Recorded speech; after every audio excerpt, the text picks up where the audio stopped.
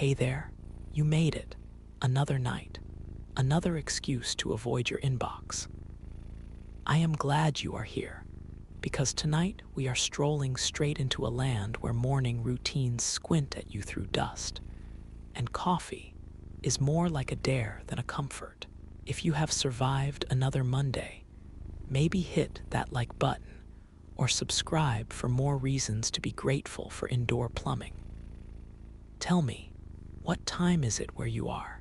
Drop your city below, because apparently people listen from places so far off, I have to check if they are real. So, dim those lights, get settled in, maybe bring a cozy drink.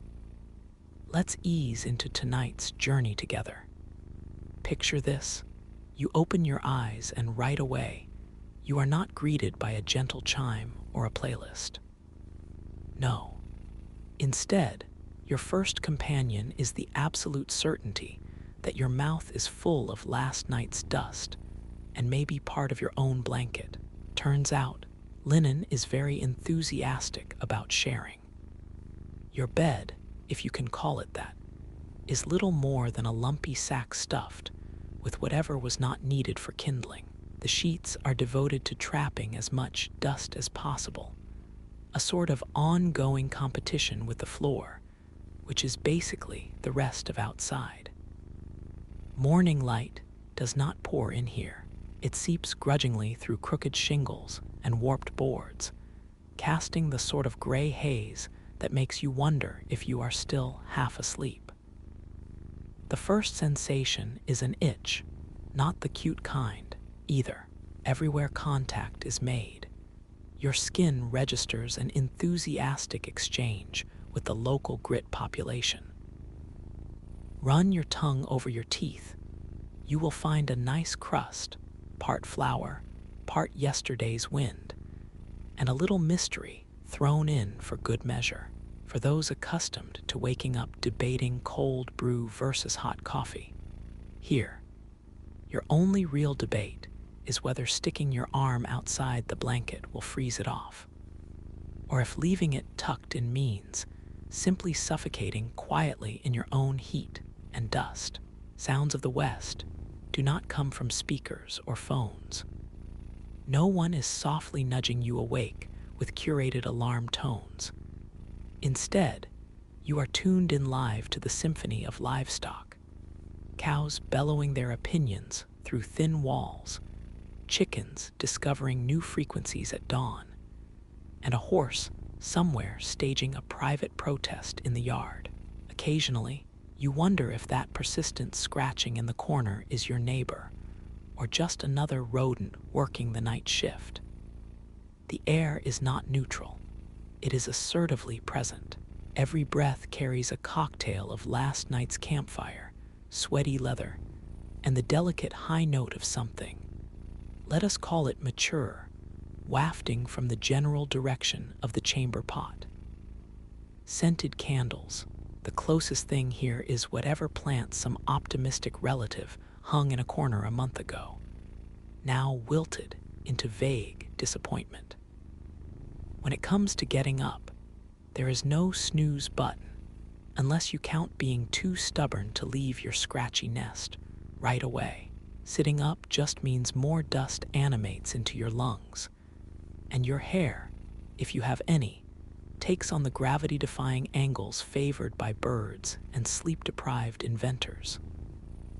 Let us talk hygiene, or the tragic hope of it.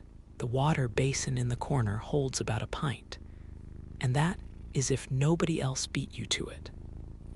One cloth, one questionable bar of soap, and a quick swipe pretending it matters. You are not getting clean out here, just shifting the priorities of the dirt. Toothbrushes, if they exist, look more like carpentry experiments. Tooth powder is basically more dirt, but with a dash of mint. If you are feeling particularly wild, you might brave a cold splash to the face. Instant regret. Very invigorating. Looking back at your own pillow now, that clean space, you might feel a little smug. In this world, the pillow is an object of fantasy, a legend told between coughing fits. Here, everything about the morning quietly dares you to go back to sleep. Of course, sleep only welcomes you if you are willing to lie back down in all that dust, hoping the local wildlife respects your personal space. This is just the beginning. Every tickle of grit, every insult to your sinuses, is just a preview.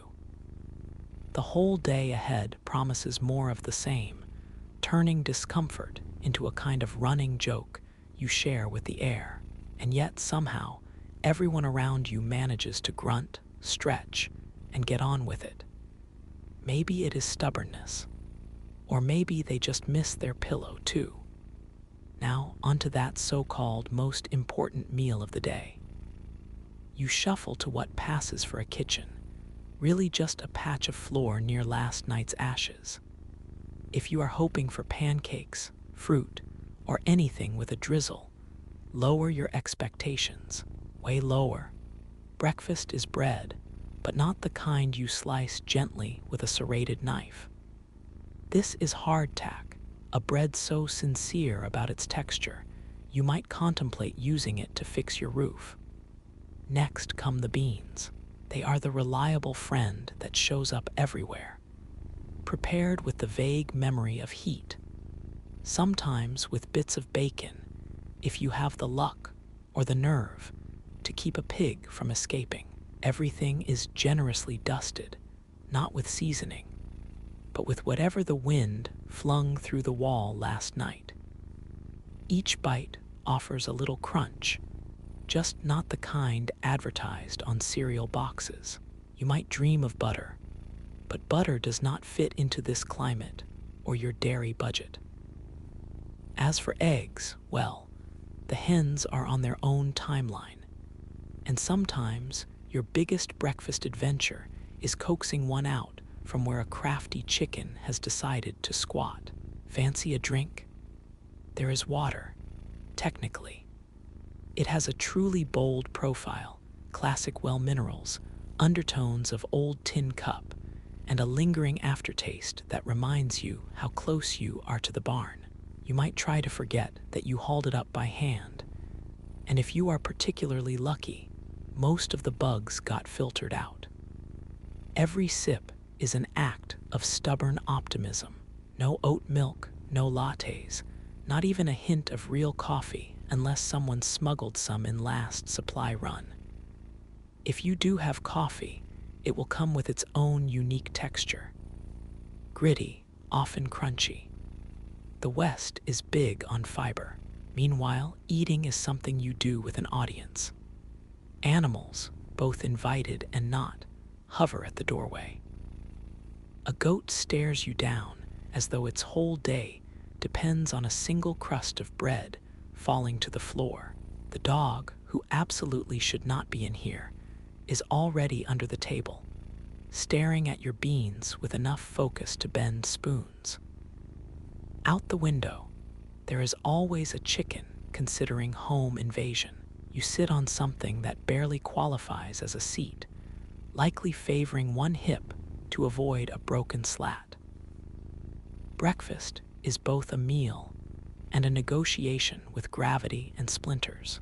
No table manners here, just efficient shoveling and occasional swatting at flies, or more optimistically, your own dreams of a second helping. Just think, elsewhere, people are arranging wild berries on Belgian waffles or debating between cold brew and green juice. Maybe you have your own ritual, building the perfect smoothie or quietly mourning the lack of hash browns in the freezer. Here, when your stomach grumbles, you acknowledge it with beans. Every meal is a reminder that luxury is not an avocado toast. It is bread you can actually chew through in one lifetime. If you are lucky, you finish your meal before the goat jumps the threshold, or the wind reseasons your plate. You lean back and realize your teeth are now working overtime. Freshly battered by breakfast, there is a dull pride in having made it through. The morning's flavor profile sticks with you. No second espresso, no brunch photos, just the satisfaction that the next meal is only several hours and 1,000 chores away. It is a world where the concept of brunch would sound like a fantasy novel. Your coffee is whatever is left over, your plate never really empty of dust. And yet, the day rolls on, eggs or no eggs. Suddenly, your fridge, your dishwasher, and even the sound of your electric kettle feel like miracles with buttons. All right, on to the rest of the day, which is just as promising as breakfast if you enjoy being tested at every turn. Next comes the daily adventure of getting dressed. Forget closets full of options. Here, it is the same stack you wore yesterday and every day before. You reach for your shirt, give it a good shake, and out flies a puff of dust plus, occasionally, something with more legs than you are comfortable counting. You slap the fabric with a little extra drama, just in case any spiders are still holding on for dear life. There is a certain honesty to these clothes. Each crease, every mysterious mark, and all those stiff seams remind you that laundry is a biannual ritual at best. There is no Tide Pod, no gentle setting, no machine that claims to steam away wrinkles. If your shirt gets wet, you let the sun bully it dry, and hope the wind does not carry it back to its natural habitat, the ground. Sliding into your trousers is like wrestling with opinionated sandpaper. The wool is thick, enthusiastic, about holding on to every little burr and memory from last week's chores. Itchy seams warn you exactly where you will be scratching all day. There is nothing stretchy here, nothing that wicks away moisture with laboratory precision. Even your undershirt, a sort of lost cause by modern standards, manages to be both scratchy and strangely damp in places. Now boots. These are not ergonomic. You do not slip into them as much as you wrangle your feet inside and brace for the pinch.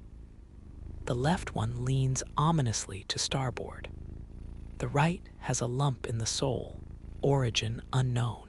Your toes, noble as they are, must learn to play together in ways evolution did not intend. Laces are more suggestion than solution, frayed, and always just short of long enough. Hats appear next in the delicate dance of frontier fashion.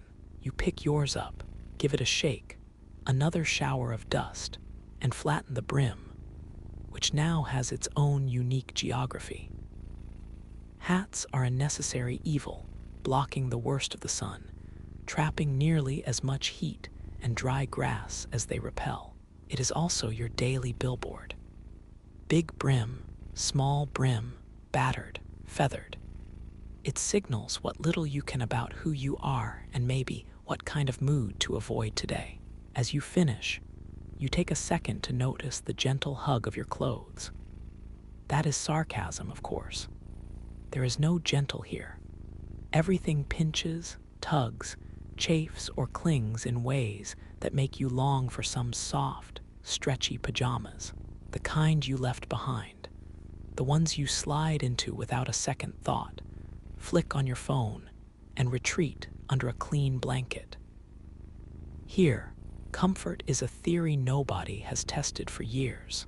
Instead, you give one last tug to your collar, flex your aching feet, adjust a hat that instantly feels wrong, and prepare to meet the elements already waiting outside. Every layer you put on is another negotiation, between body and fabric, between pride and resignation, between the promise of sunburn and the threat of public indecency. Ready or not, you are dressed.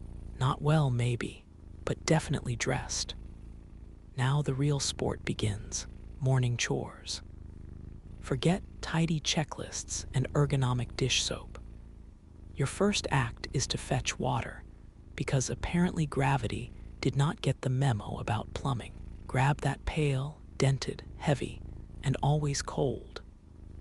The nearest water source is a good hike away, across ground so determined to trip you, it might as well have been plowed by vandals. Every step is a gamble, mud, thorns, or a patch of ground that collapses for dramatic effect. If you have ever lamented carrying groceries from your car, try lugging 20 pounds of brown mystery water while a goat tries to eat your sleeve. Finally, you reach what passes for a well, half expecting it to have grown extra spiders overnight. Lower your bucket, haul up whatever the earth offers that morning, sometimes crisp, often murky. If you are lucky, nothing with gills appears.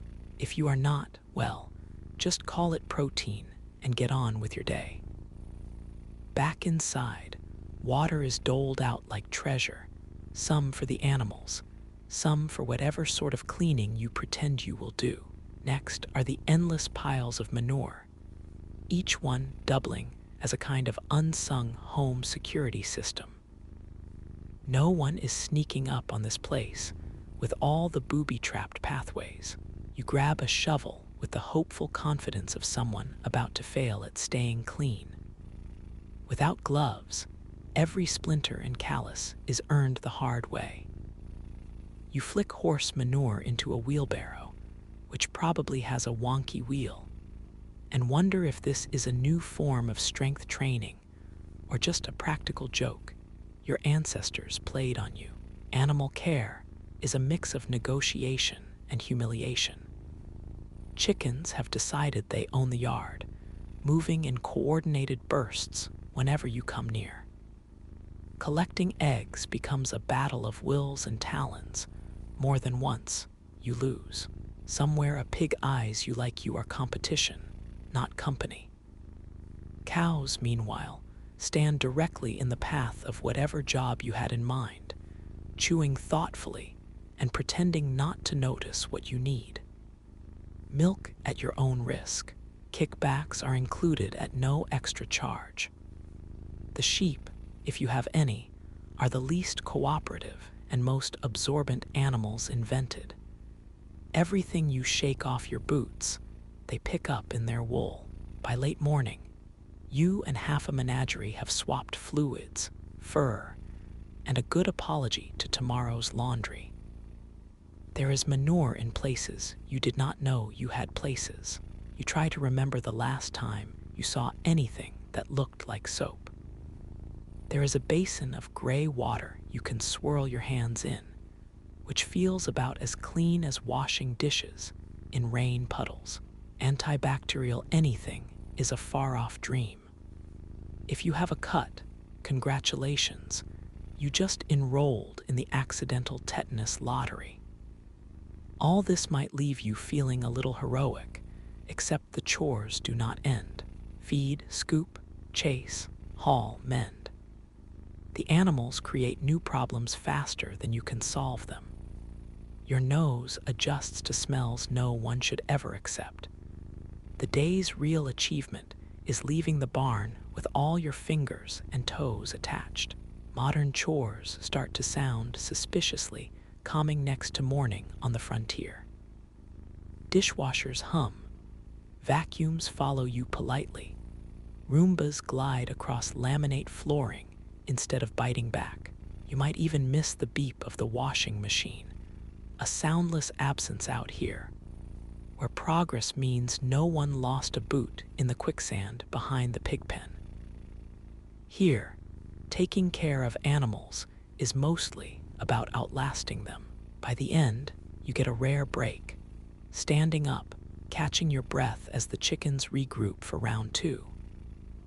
Every scraped knuckle, every splash of questionable liquid on your sleeve is a reminder comfort really is a modern invention, and chores without proper gloves, that is just another cruel Western joke. After all that, the day only gets more inviting. It is time for a trip into town. Not the kind where you check your phone to see when the next train arrives. Here, Getting into town is an expedition you plan for like a minor war. Gather your things, squint at the horizon, and hope your boots are feeling charitable. If you go on foot, the trail is an interpretive dance between you and the rocks. Splinters from the fence rails conspire with loose gravel to keep things interesting underfoot. Every 100 yards, you silently negotiate with creatures that treat you as both an obstacle and a joke. Snakes sunbathing right where your confidence steps. There is dust, of course. It is not so much in the air as it is the air. Breathing becomes a conscious activity, like sampling the world's driest soup, one lungful at a time. Maybe today you are lucky. You have access to a wagon and a mule with questionable motivation. You climb up, settle onto a bench that manages to be both too hard and somehow sticky.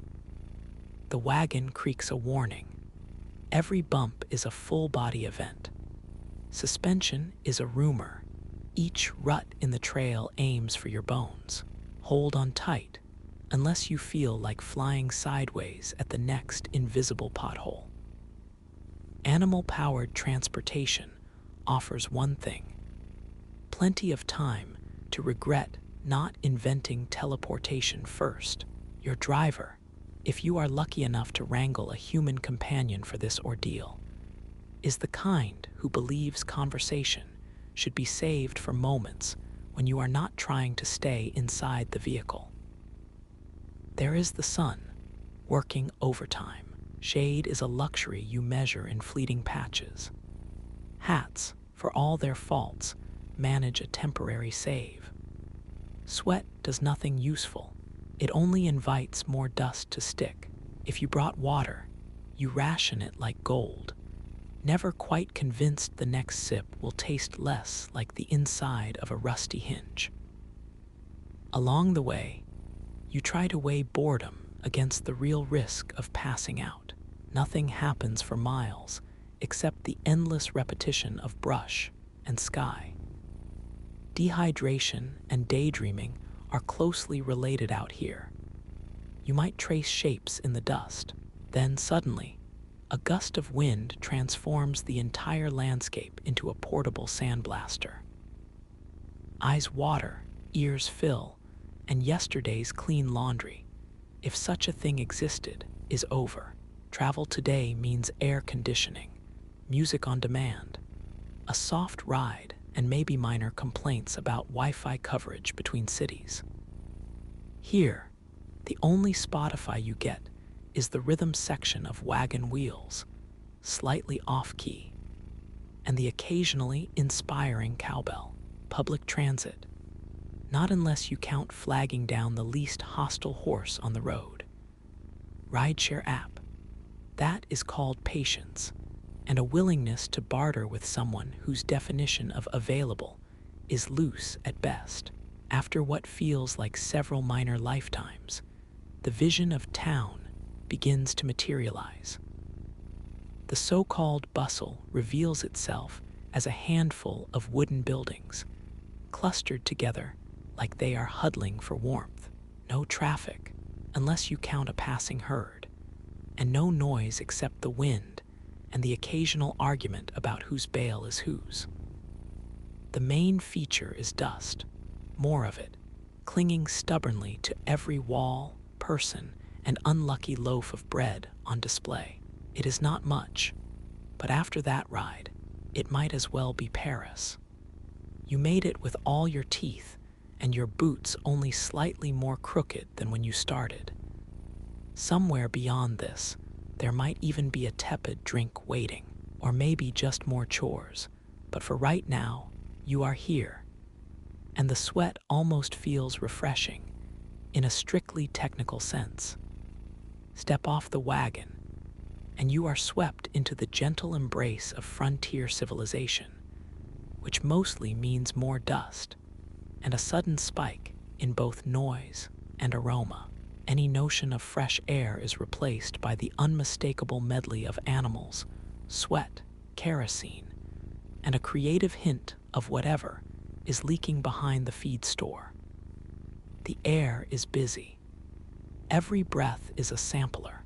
Horse, tobacco, onions, wet dog, whiskey, and something deeply mysterious lurking near the blacksmith's anvil. The street is a parade of characters, all united by a common hobby.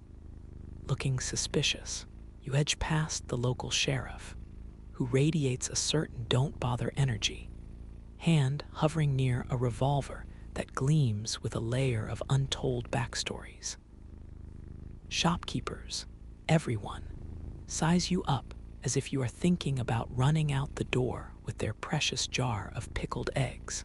In this town, being unarmed is practically a statement, and one that gets you noticed for all the wrong reasons.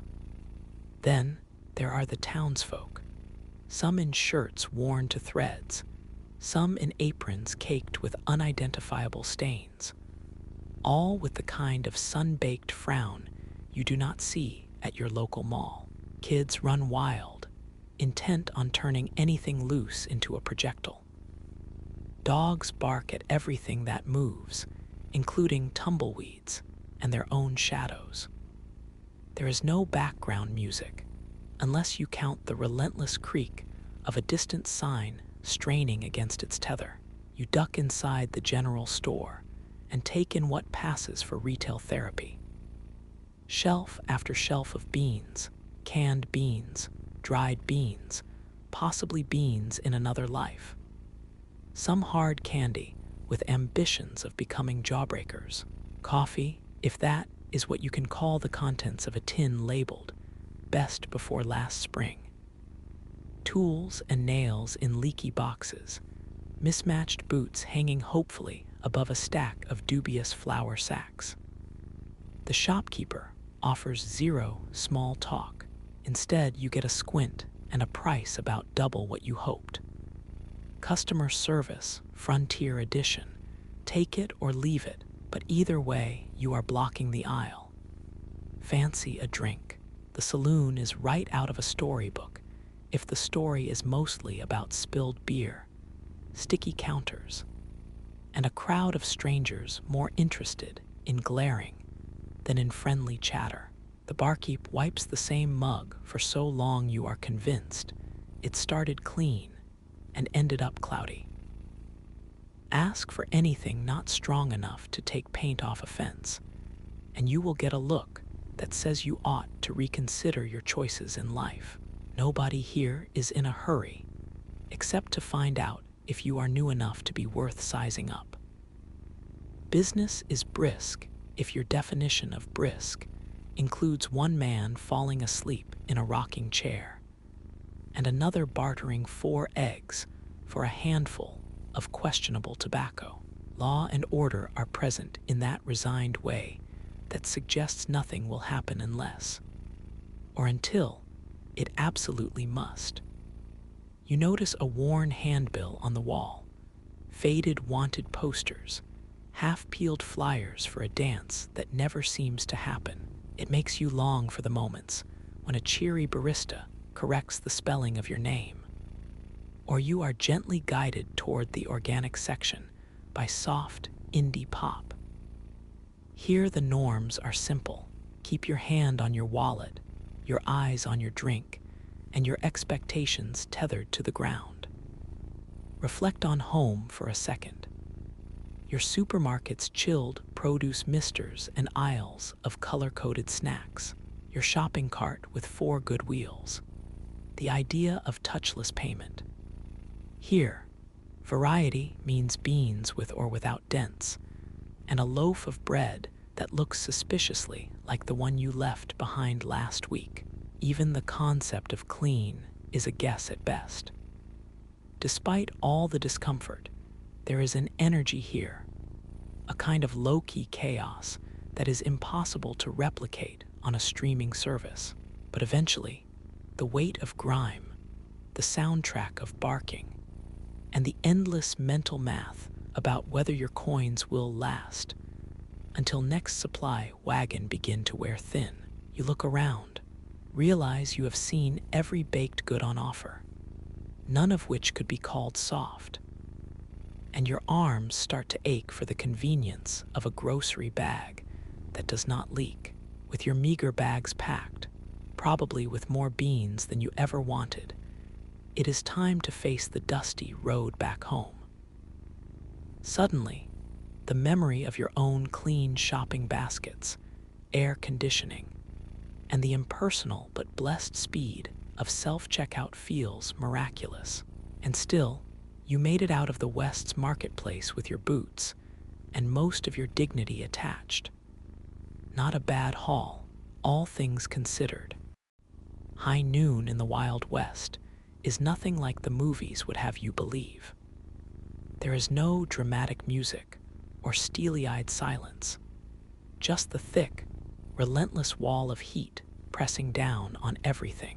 The sun hangs overhead like a poorly adjusted stove, cooking the tops of your ears, your hopes, and any last fragment of comfort you might have arrived with. You do not walk, you shuffle, sticking to whatever strip of shade a building can offer.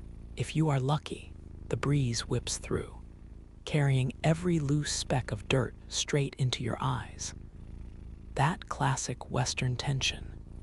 It is not just about who might be reaching for a pistol. It is the collective jumpiness of everyone sweating through layers, openly sizing up threats across the street. Guns are everywhere and not for decoration. Every holster tells you, try nothing fancy. Even casual conversation feels charged. One wrong word away from an afternoon spent limping home. There is nowhere private to retreat, unless you count ducking into a saloon. Inside, things are only marginally cooler and twice as noisy. Smoke curls low across the ceiling. Half the room is hacking from cheap cigars. The other half is yelling over each other, tending to business, gossip, or the kind of card game that ends friendships. There is no sun in here, but plenty of heat, trapped in the thick, sour haze of humanity that is a far cry from anything described as refreshing.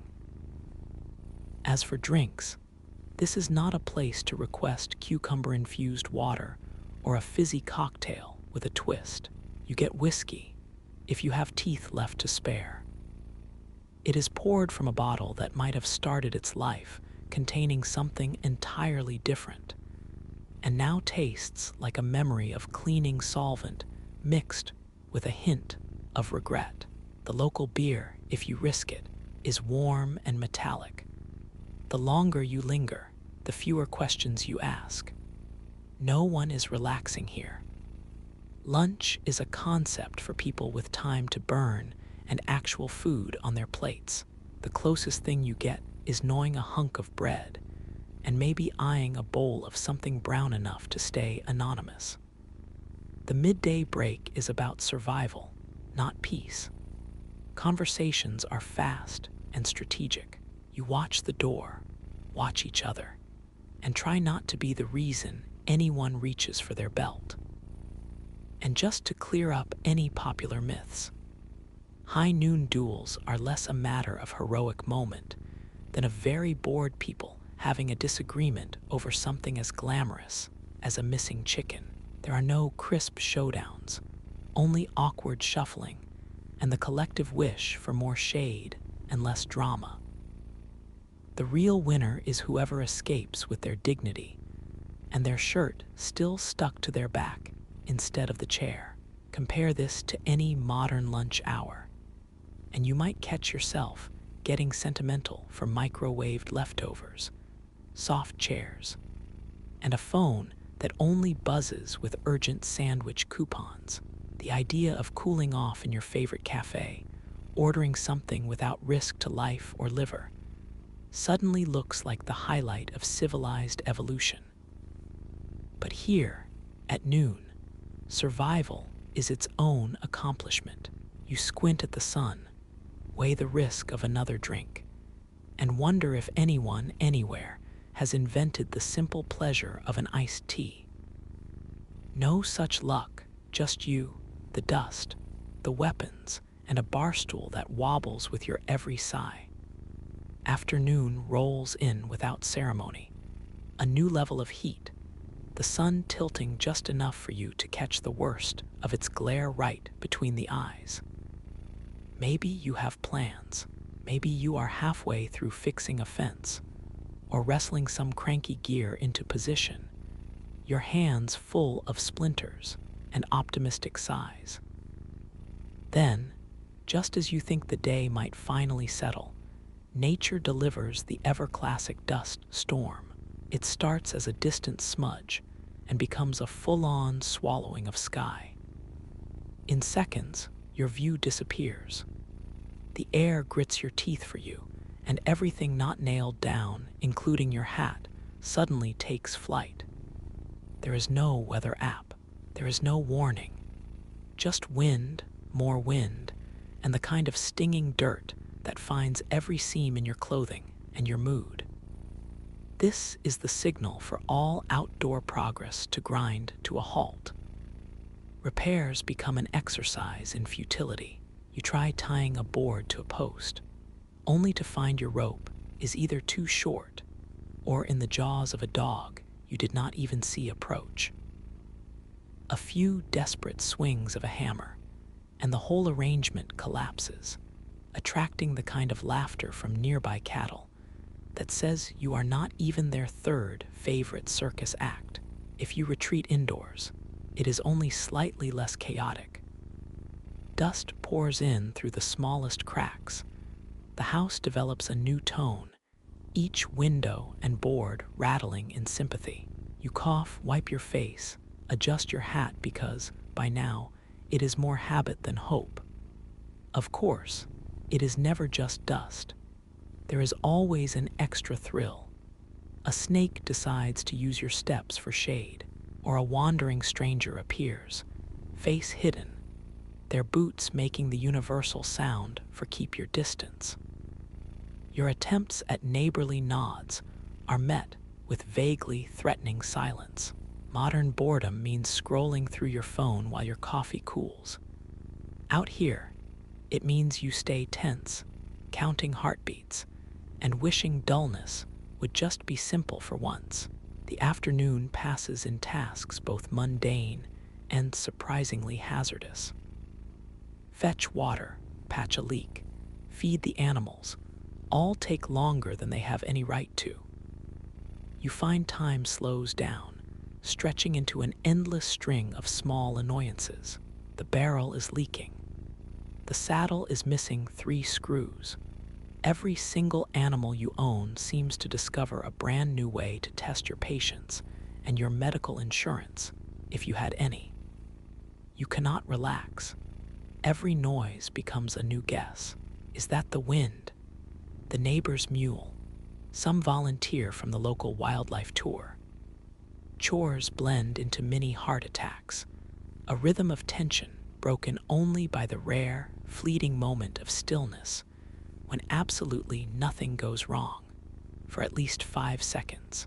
All this makes the modern concept of being bored almost hilarious.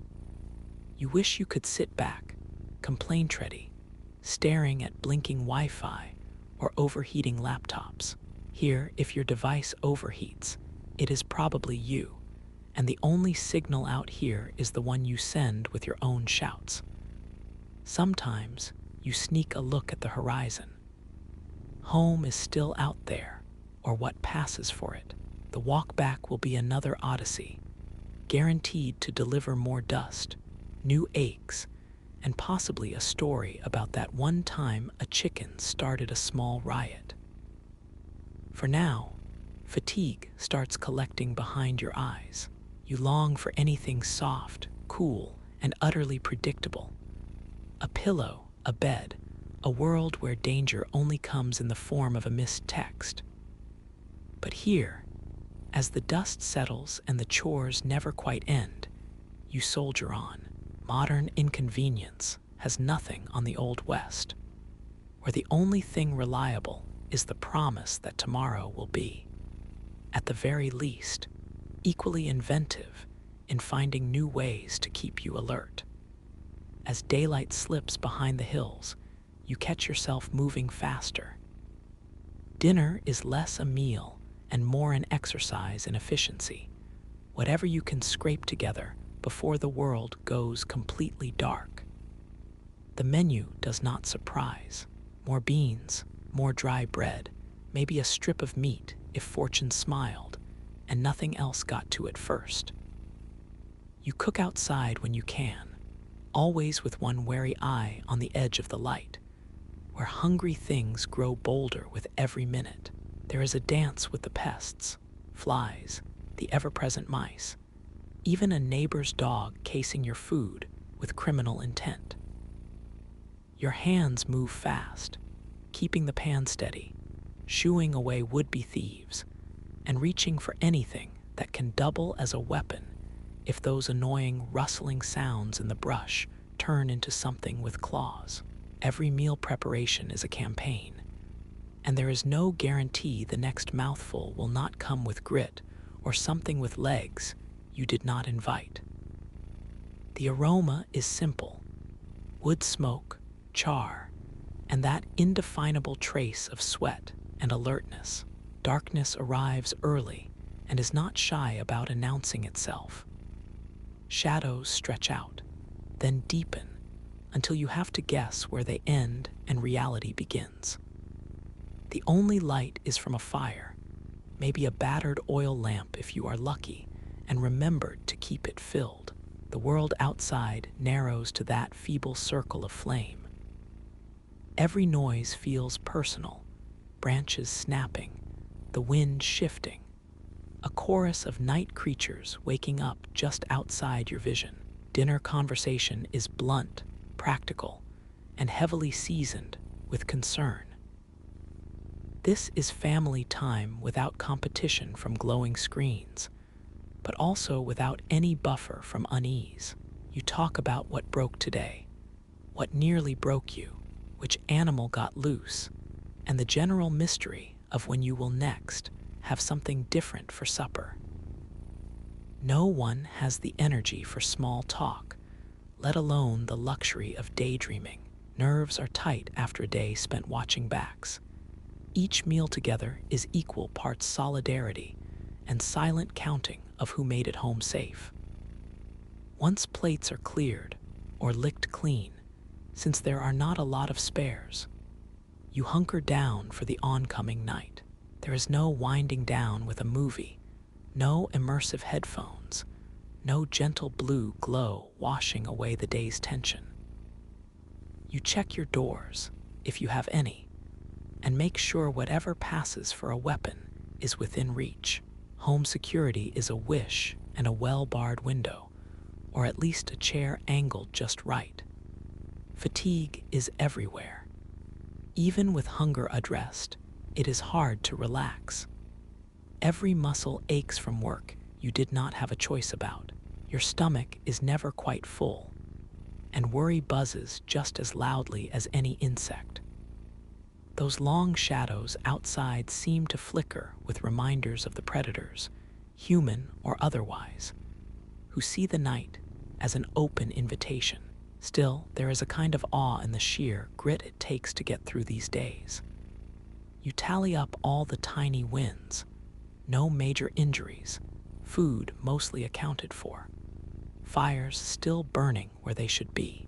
Somewhere in the distance, a coyote yips, and it sounds both lonely and dangerous.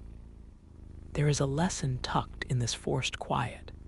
Survival takes up so much space, it squeezes out almost everything else. Rest is something you steal from the night, never something handed to you.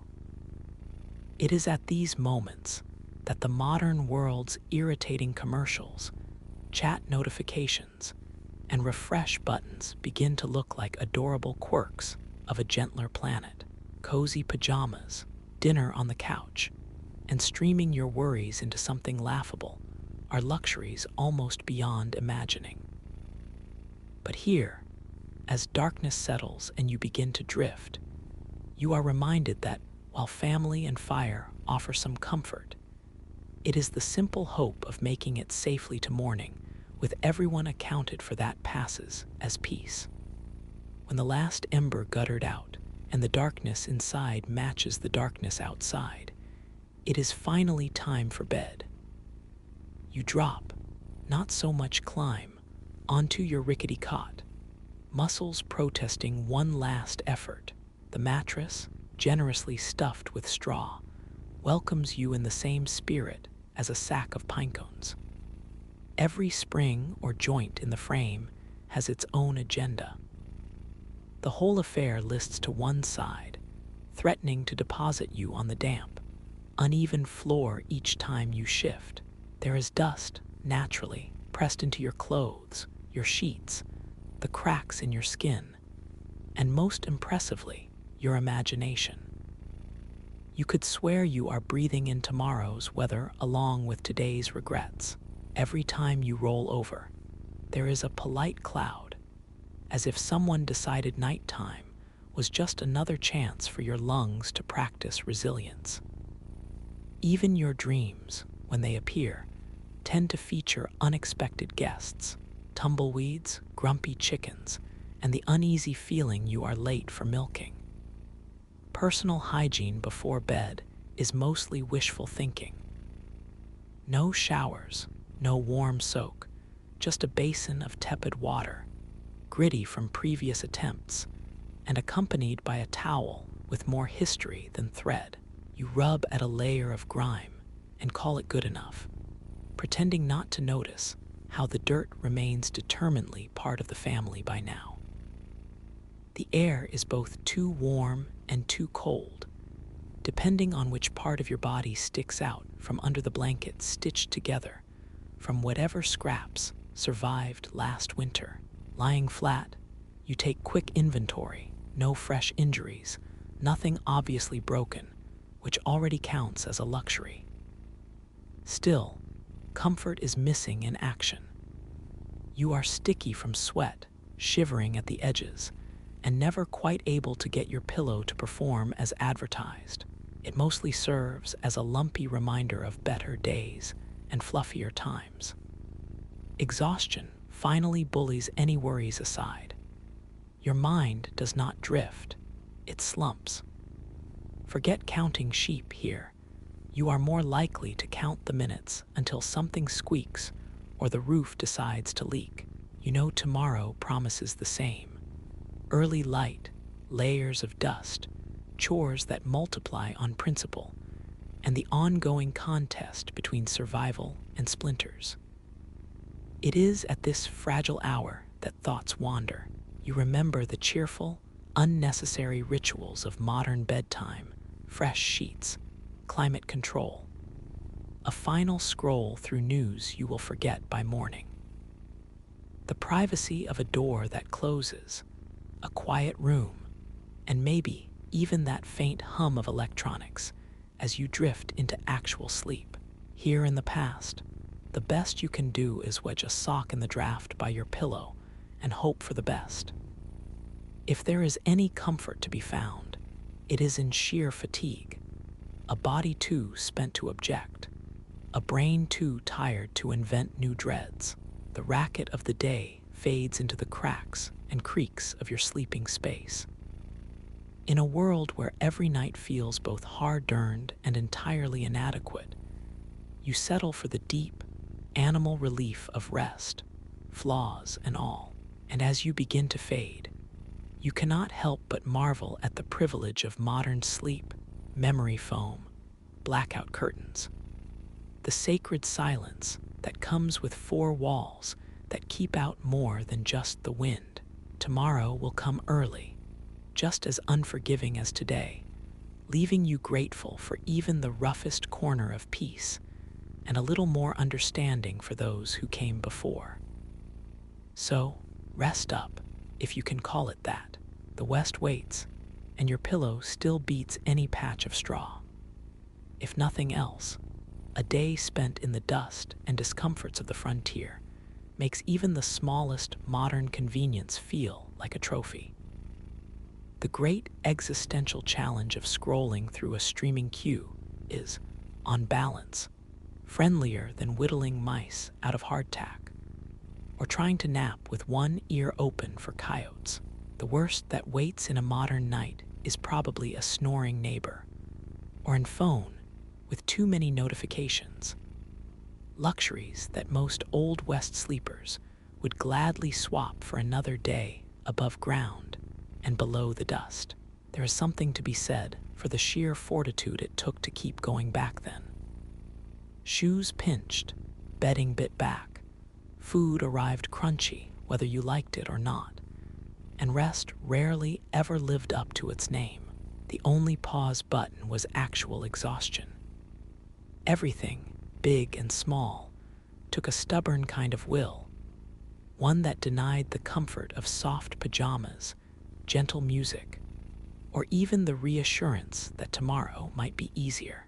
Modern lives may bristle with their own endless list of complaints, but pillows are generally dust-free. Doors lock with a satisfying click, and the worst risk in late-night foraging is finding the fridge a little emptier than preferred. It is hard not to weigh the scratchy, tense, and always uncertain routine of the past against the quiet miracles of today. A working thermostat, brushed teeth, a hot shower, the easy glow of lamplight undisturbed by wind.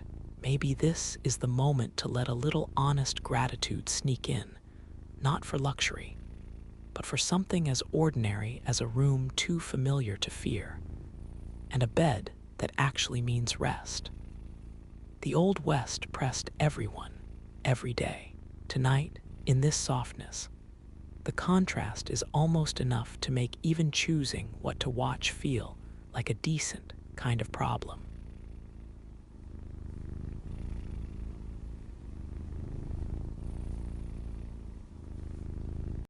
In the pale dawn, when the morning sun effaced the charcoal shadows weaving through the miambo trees, a boy called Moyo pressed his hand, for the first time, against the ancient granite walls. The stone, cool and damp from the night's breath, seemed to pulse faintly under his skin, as if it contained the slumbering heart of his people. In that instant, beneath the vast sky and among the twisting scents of earth and flowering msasa, he sensed the threshold not just of a city, but of memory, a line drawn between forgetting and remembrance, and he was determined never to step across it. By the side of the boy, Masimba the master carver waited with the patience of those who see time measured not in days, but in stones, each one lifted, trimmed, and set over centuries, until walls rose and coiled like the slow writing of a nation onto the landscape. The master's hands, scarred and rough-hewn from years of labor and devotion, closed gently over Moyo's fingers. "Feel it," Masimba murmured, in a tongue hushed and intimate. "Before you shape the stone, let it teach you how it wishes to become." Beneath the acacia, flecks of mica caught the dawn and threw back 100 splinters of light, as if the wall itself exhaled secrets. In these first lessons, Moyo learned more than the rhythm of hammer against chisel. He absorbed the silent dialogue between patience and strength, tradition and innovation. Under the wide vault of the morning, he watched as Masimba leaned into the rock's resistance, his blows neither hasty nor harsh, but coaxing, a conversation as fluid and weary as the river Limpopo below. The walls of great Zimbabwe wound their labyrinthine path across the hillside, hundreds of meters of solid, dry-laid granite, unbroken by mortar, shaped by hands long vanished, yet returned in each fresh generation. Out of this ancient lattice, turrets blossomed, bastions rose, and curved passageways vanished into the mystery of shadowed interiors. Moyo ran his eyes along the undulating lines, feeling pride swell within him like the first rains in thirsty earth. This city, once the heart of kings and cattle, was his inheritance. It did not belong to any single man, not even the stone itself. It belonged to the remembering. As days gathered themselves into weeks, and then into sun-baked months, the routine of apprentice and master took on the rhythm of heartbeat and breath. At sunrise, Moyo would gather his tools, mallet, chisel, a slender pick shaped by Masimba's own hand, and follow the spiral of the wall to where the stone awaited. Under the master's gaze, he was taught how to listen to the grain, to anticipate the invisible line where the rock was willing to give, lest it shatter and bleed the labor of a week into a mournful heap of dust. They lived quietly, surrounded by relics and silences, the remnants of vanished royalty. The footprints of traders come with beads and cloth, their voices still haunting the main enclosure long after their bones turned to powder. Sometimes, at dusk, Moyo would rest in the shadow of the great stone tower, watching the homesteads of families nestled beyond the walls as goats crowded around flickering fires, and women's laughter braided itself with the chanting of evening prayers. He felt himself only a small part of this living tapestry, yet also its necessary thread.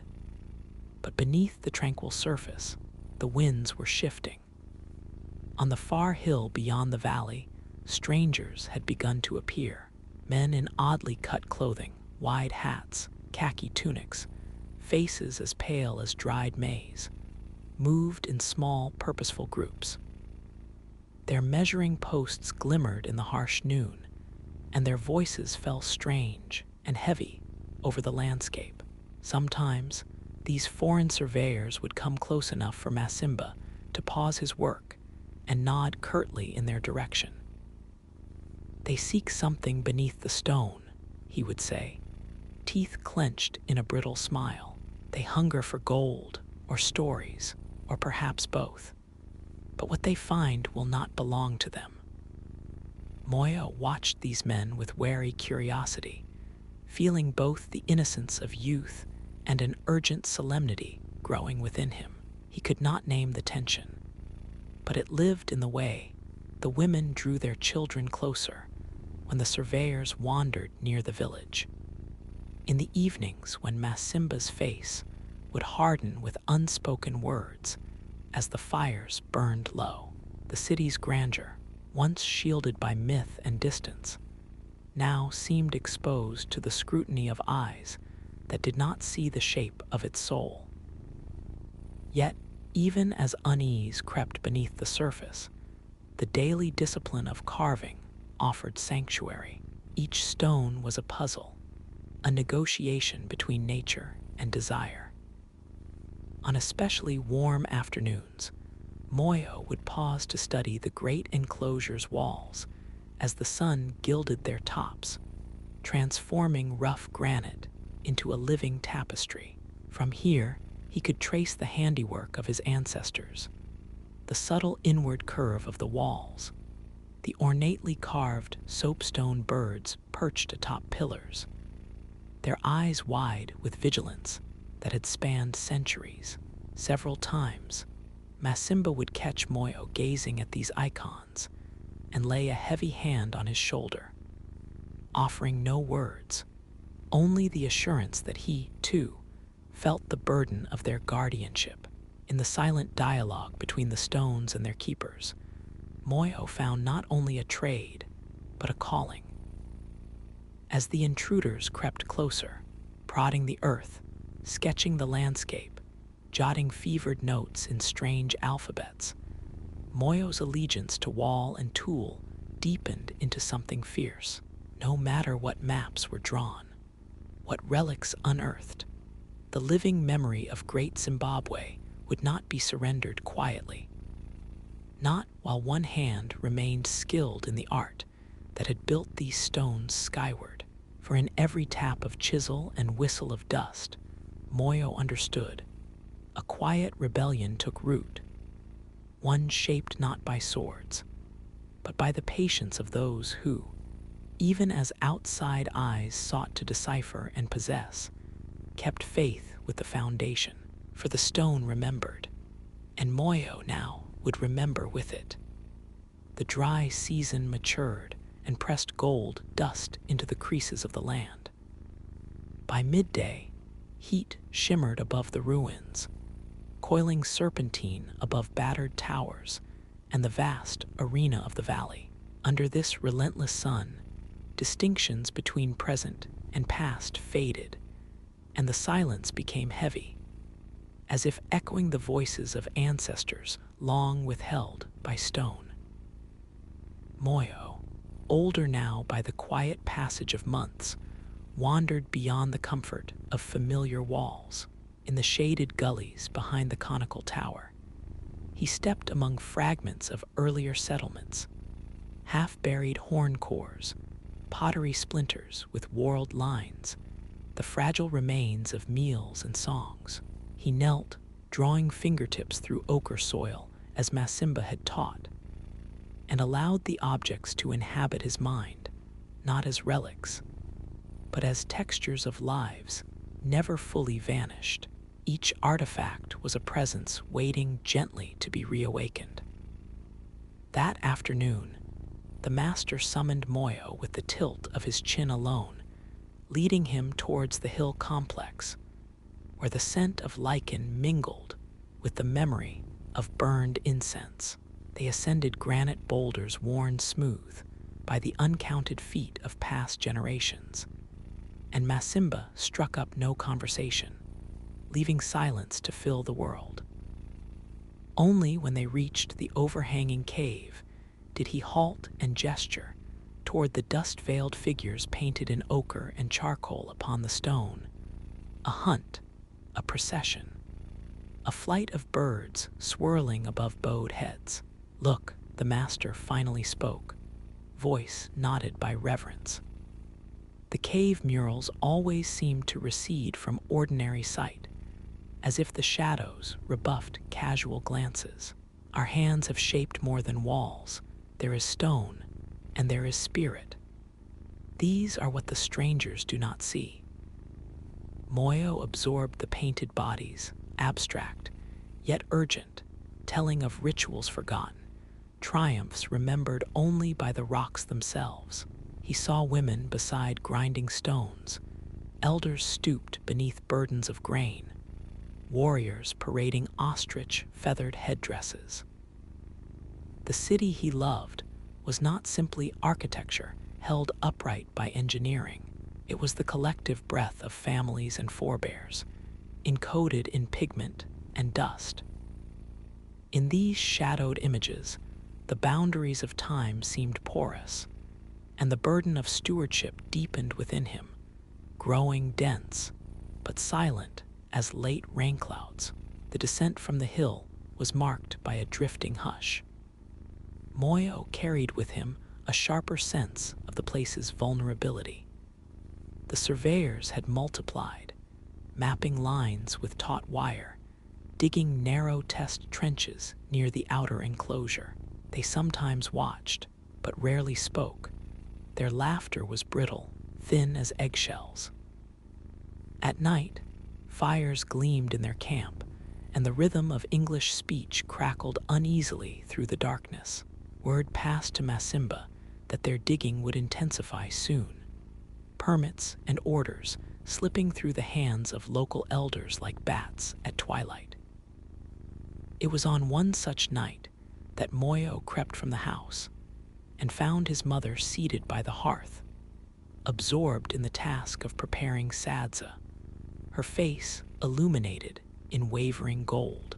Between hands gentle from work, she pressed bundles of dried herbs, whispering invocations to the ancestors as she did each full moon. She beckoned him into the circle of lamplight. "Your grandfather chiseled birds for the last king," she breathed, a story rich with the hush of caution. When it was no longer safe, he hid the tools beneath the tall msasa. Some say they are still waiting. Others say they should remain hidden. Moyo, drawn close by love and mystery, wondered which part of his own inheritance lay buried in the ground, what memory required protection, What secret waited beneath root and soil? And how much would be lost if the strangers disturbed more than just stone? He resolved quietly that his eyes would now watch not just with reverence, but with vigilance. Days passed. The master's lessons grew sterner, charged with a sense of urgency. Masimba's demonstrations were purposeful, and his words had the blunt edge of warning. Your hands must be steady. The wall will not forgive haste. Foreigners may draw their sketches, but no record can truthfully reflect the feel of the joint, the patience of the stone. He fixed Moyo with a gaze as stony as his craft, demanding unspoken commitment. Still, the hunger of outsiders persisted, and with it came sharp encounters. One afternoon, as the sun tipped just past its zenith, a group of surveyors, led by a sharp-eyed man called Taylor, approached where Moyo and Masimba worked. Their boots crushed dry twigs. Taylor asked, too politely, with a searching smile, how the stones were set without mortar, whether the secrets of the walls would be shared. Masimba's reply was a carefully measured silence, broken only after a prolonged pause. It is not the stone alone that stands, but the story it holds. Moyo observed Taylor and his companions jotting notes, their faces both eager and detached, as if they could record the city's soul in ruled ledgers. Later, as evening chilled the walls, Taylor's words echoed in his thoughts about progress, about preservation, about the value in what they might recover. To Moyo, the language felt as barren as the sunburned fields after harvest, blind to the life within. That night, troubled by thoughts of loss, Moyo walked alone along the curving passageways. Shadows twisted in the gaps between stones. He paused beneath a soapstone bird, its beak chipped but vigilant, and tried to imagine what these images had witnessed across centuries, how many songs hushed, what secrets interred beneath each layer. Moyo realized, with a growing ache, that the great walls were not made simply to endure. They were built to protect memory itself. As moonlight stretched silver across the fallen towers, he offered a silent promise. As long as stone remained in his keeping, no outsider would truly possess its spirit. The shadows of the past would not be surrendered. They lingered, cloaked, watching, and waiting to remember themselves through the hands of their last carver. With the first whisper of the wind shifting westward, the rhythm of stones and bodies altered at Great Zimbabwe. Early morning found Moyo and Masimba at the quarry. A ragged scar cut into the exposed hillside, edged with tenuous tufts of wild grass clinging against gravity. Here, noise was different, a subtle symphony of strain and intention. The solid ping of chisel against granite, the huff of men heaving slabs into the light, and above all, the waiting hush that seemed to suspend everything between fracture and endurance. The quarry was both cradle and tribunal. Each block must pass through the crucible of selection, a glance to discern fine cracks or hidden weaknesses, a gentle rap along the grain, the split made by calculated force. Moyo's hands, seasoned by months at the wall, now trembled with anticipation and caution. The stones at their source smelled of mineral beginnings, haunted by the specter of becoming wall, tower, or monument. Sweat traced dusty curls upon his brow as he listened to Masimba instruct the laborers. Each order clipped yet resonant, the leader acutely aware that a miscut stone might upend weeks of preparation. It was in the quarry that the presence of outsiders felt sharpest. Taylor and his assistants began to linger there, sketching diagrams, measuring with taut lengths of string, asking after old methods with a hunger that bordered on intrusion. Their questions became insistent and impatient. One day, Taylor pressed a notebook into Moyo's hands and gestured hopefully. "Draw how you arrange the layers, show me." But the techniques Masimba had embedded in muscle and intuition, in the felt give of stone and the trust of silent hands, would not fit on paper. Moyo returned the notebook, shaking his head in a gesture as careful and immovable as the stone itself. Masimba grew guarded, his words measured, more like the edge of a knife than a tutor's reassurance. In the evenings, he would return to the circle of elders, consulting over low fires, their expressions knotted with apprehension. Rumors seeped in, borne on restless feet from distant villages, of treasures found by the white men, of sacred relics pried loose from ancestral graves. The city did not sleep easily, and neither did its carvers. The weeks turned parched and restless. Tempers flared among laborers at the quarry. Old debates about technique and lineage surfaced, sometimes fiercely, as if survival itself were at stake. One afternoon, with a clatter that rang across the valley, a young worker splintered a massive slab, sending a web of cracks across its heart.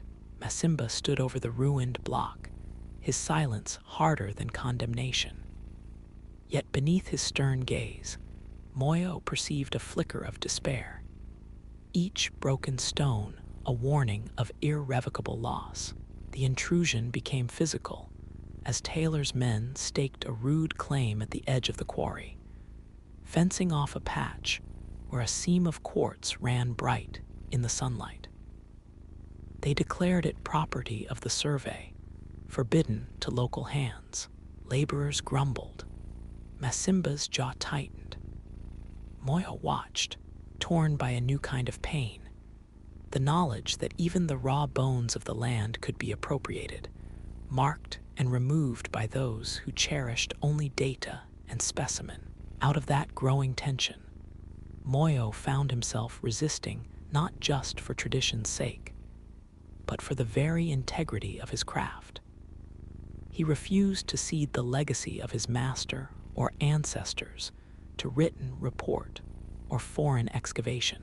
His hands moved more deliberately over each stone, measuring, weighing, trusting that what came from the earth under local care must remain answerable to the city and its memory. Emboldened by silent agreement among the older carvers, Moyo began setting aside fragments of particular significance. Stones veined with iron like riverbeds, pieces tinged pink by ageless storms, others whose patterns recalled carvings on the soapstone birds. Under wisps of smoke and careful eyes, he wrapped these stones in cloths salvaged from his mother's stores, hiding them behind shrubs, deep within the labyrinthine walls where no outsider would know to look. Each was a gesture modest but deliberate, a curation of memory safe from the calculus of foreign value. That the labor of the quarry was an act of devotion, not merely survival, became ever clearer in these days of encroachment. Gathering at twilight on the stony slope, the workers shared salt and water, songs rising at first tentatively, and then, emboldened by darkness, with nostalgic fervor, Masimba sometimes led, his baritone rough and impatient, invoking the names of vanished kings and invisible helpers. Moyo, sitting quietly at the circle's edge, inhaled the music as nourishment, feeling it stitch together the collective will, if only for the length of the melody. Later, beneath a sky throbbing with stars, Moyo found solace in solitude. He sat on a flat stone, quarry dust dulling the flesh of his arms and face, and thought of the city as one long act of becoming, a tension between ruination and repair. In such nights, the narrative of stone reached its purest clarity. No wall ever stood forever, yet each wall shaped the souls who passed beneath it. The art was not in mere endurance, but in the manner of passing on, one stone, one secret, one gesture of fidelity at a time. The strain at the quarry threatened rifts, not only between locals and foreigners, but within families and apprenticeships themselves. Moyo observed longtime friends quarrel, doubts seeded by the promise of coins offered for fragments of crafted stone. Masimba's warnings grew sharper. What you trade for money today, your children will mourn tomorrow. The words carved new worries behind Moyo's eyes. He recognized, in a way, that the true wound the outsiders inflicted was one of division, a splintering of what was once communal and unbroken, yet still in the measured act of creation. A kind of quiet hope persevered. Moyo, handling each new block, coaxing shape and meaning from its resistances, held close a sacred resolve. Not all value could be mapped or purchased, nor every truth dislodged by strange hands. As long as dust rose from the quarry beneath a dawn kindled by local songs, great Zimbabwe belonged first to those who gave it form. And so, between the clangor of metal and the guarded glances of foreign men, the last stone carver yielded nothing that could not be reclaimed by memory or made whole by the patience of his own hands. Dawn arrived, restless and unsteady, as if carried on the wings of uneasy spirits. A brief rain had passed in the night, but by morning the mist burned quickly away, revealing the city's stones damp and glistening, each block shaped by time and weather's indifferent hand. Moyo woke alone, the air sharp against his skin, a faint ache lingering in his limbs. The days at the quarry had weighed upon him, and dreams had left him with a sense of listening for something just beyond the wind, a voice unspoken, a summons from the heart of the city itself. He made his way down cracked steps into the labyrinth, following the ancient passageways as dew clung to his feet. The world seemed muffled and secretive, sounds dulled by moisture. In a small hollow sheltered beneath an overhang of mossy granite, Moyo stopped and placed his palm to the cold stone. The surface, still slick from rain, seemed to hum with layers of memory, each generation leaving its thrum deep within the bedrock. He remembered Masimba's teachings, that no stone ever truly forgot the hands that shaped it. For a long moment, Moyo stood in the hush and drew solace from the living silence. Throughout the settlement, unease moved in tandem with the early rays. The surveyors patrolled the walls more confidently now, their boots leaving flattened arcs in the wet clay. They consulted blueprints, exchanged brisk, muttered advice, and eyed the hidden places where Moyo and others sometimes vanished, into gullies, behind boulders, among groves where women gathered herbs and whispered with wary glances. At each passage where the walls curved inwards, attempts to decipher the logic of the builders left them frustrated. There were questions about gravity and method, measurements recalculated, yet never resolving the true impetus of the old crafters. Masimba's presence, once solid and unwavering, now flickered with strains he tried to hide. The city, he observed in private, had always belonged to those who understood not only the stone, but also the silence between the stones. As walls aged and towers listed ever so slightly, he and the elders gathered in the meeting hut, discussing how much longer they could balance tradition against insistent demand. Some argued for compromise, fearing the retributions that might come from resistance. Others, Masimba among them, maintained that no chart or model drawn by foreigners could ever trace the dignity resting in a curve, or the reason one opening looked always to a certain star. For Moyo, the tension became a question of voice. In the evenings, when the moonlight silvered the highest blocks and the hush of the grasslands pressed close, he retreated to the enclosure's heart, carving small tokens from stone discarded at the quarry, spiral motifs, bird-like profiles, miniature likenesses of the broken towers. By lamplight in the shelter of his home, he recited stories inherited from his mother and the older women, tales of the city's first stones, of lovers separated by stone walls, of laughter slipping out through crevices long after grief had faded.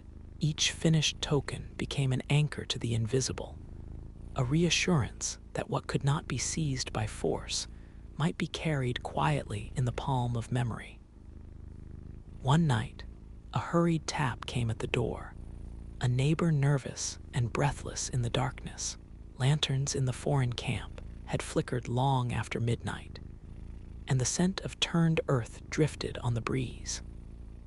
Masimba, roused by the news, grimly fetched Moyo and two other carvers and made for the east side of the ruins.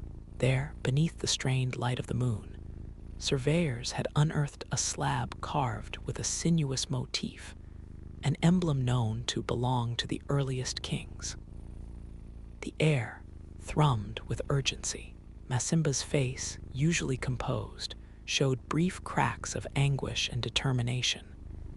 "We will reclaim it," he whispered under his breath, voice low and even as river stones.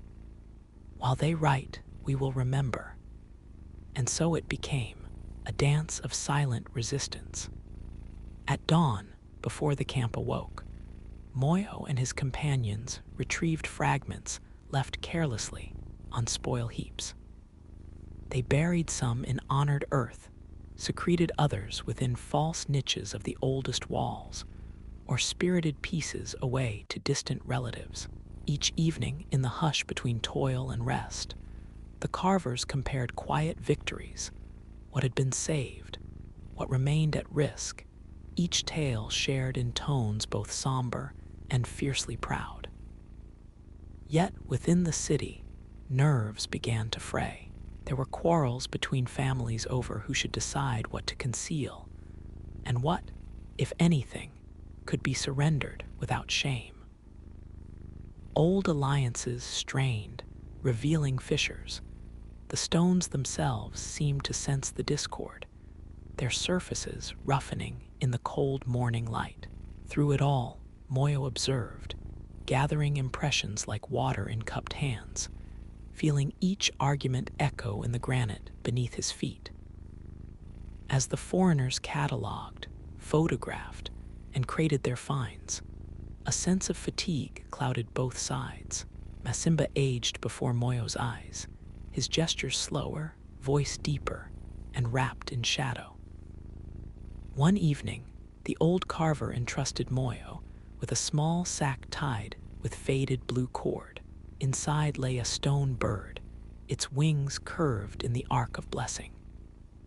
"This," Masimba said, "belonged to my father and his mother before him. Carve nothing for strangers until you understand why it was made." Holding the bird, Moyo felt both heavier and stronger, as if the city's weight had shifted, ever so slightly, onto his own shoulders. In the gathering dark, he promised silently to uphold the legacy not of vision alone, but of witness, to remember each fracture, each restoration, each echo traveling through layers of stone and generations of hands. The burden was immense, but in its acceptance was a clarity and grace, like the rain that sometimes lingered on the city's walls long after the sky had cleared.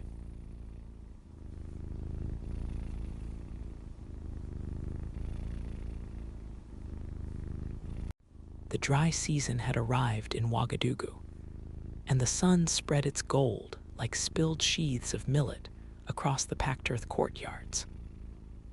Damba, barely 16, but with the measured posture of a much older man, moved among the shadows of the royal compound. He bore the slim drum of his calling strapped to his back, its skin humming a soft tension against his spine. Out in the open yards, elders sang threads of ancient Mossi tales, snatches of victory, lament, laughter, and warning, while far off, the faint notes of foreign music crept at the edges of the wind. The griots had gathered beneath the great baobab, its roots clutching at the ochre earth like a hand on a sacred drum. Its branches, a withered finger, pointing to a sky that no longer held unbroken promises. Damba sat with his knees drawn up, his voice muted, listening to Mba Sana, the oldest among them, who carried a leonine presence, though his hair was thin as the first rains. In the beginning, crooned Mba Sana, Nabawabgo claimed these plains with the cunning of the frog and the wrath of the lion. He was the shadow and the flame. Our ancestors kept the memory. Each word and ember passed from mouth to mouth, father to child, griot to future. Damba's heart heaved in his chest. He sensed the solemnity of this inheritance. But beneath it, all he heard something else, a tremor. The moss-green robes of his elders rippled like water as they spoke of histories written only in the mind, not parchment. For centuries, memory had been their bulwark against oblivion. But now, as European strangers built deep-shadowed offices nearby, bringing ledgers and ink and a rigid black-and-white order, Damba wondered if memory could stand. Whispers threaded the evening air, tales of white soldiers pressing nearer to the palace, French voices barking orders on market mornings, the old rhythms of trade and tribute replaced by new, invisible weights. The city's heart beat in time with its drums, but already the pulse faltered, caught between ancient cadence and foreign march. Damba's father, a proud and quiet man named Kuraugu, sat nearby, his slender hands warped from decades cradling the balafon. He turned to his son, voice soft but slicing through the market-bright chatter. "We are griots, Damba. We do not simply recall, we become the memory." "But father," Damba ventured, voice nearly lost in the sigh of dusk, "if the words are caught in the mouth and there is no one left to repeat them, are we still here?" Mba Sana's eyes, ringed by veils of time, fixed on the youngest. Every people fears forgetting. The conqueror fears it most. His books cannot hold the odor of rain on dry ground, the quiver of fear before battle. A griot story is wind and earth. It passes through the body, changes shape, remembers even what it cannot say. But Damba, remember this, memory dies when tongues are stilled out of fear. He gestured to where, beyond the mud walls, the silhouette of a European carriage moved with a dull inevitability, iron wheels scoring the dirt. Damba's own feet itched with uncertainty, as if the shadows would reach into the yard and clutch at the words before they formed. Night thickened in the alleys as silence pooled. Mba Sana dismissed the circle of apprentices, but drew Damba aside. They will come soon, these strangers. Their paper will claim all it touches, and men will forget that stories once belonged to the air, not the page. You must listen with all your skin, not just your ear. Damba nodded, swallowing a chill. His fingers traced the textures of his drum, each nick, each grain, each indelible mark a word of its own. Above them, the baobab shuddered under unseen memory, leaves brushing together like voices in the dark. Huddled beneath that ancient vault, Damba began to realize the true lineage he bore. A fragile, glimmering thread, luminous but ever threatened, stretching from the first Mossi kings to the soft thunder of his own uncertain heart. At dawn, stillness lingered, burdened with questions that Damba could not yet voice. As the city stirred, pots clinking, goats summoned by plaintive calls, he wandered further than he was permitted, drawn by the murmurs of his own curiosity and by fragments of tales he had overheard in half-lit corners. The royal compound was a warren of courtyards and passageways, each corner steeped in the scents of shea oil, millet porridge, and old sacrifice.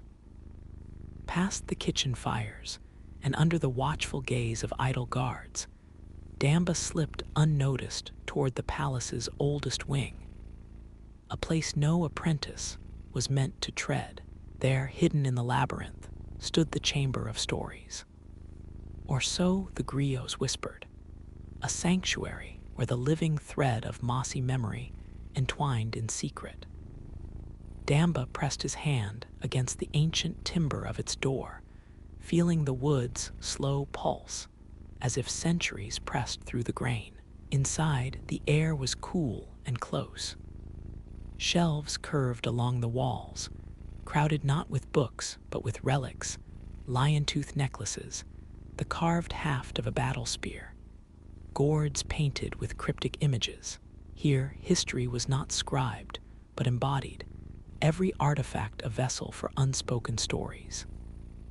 It was here that he found Yeninga's saddle, battered but burnished with careful hands.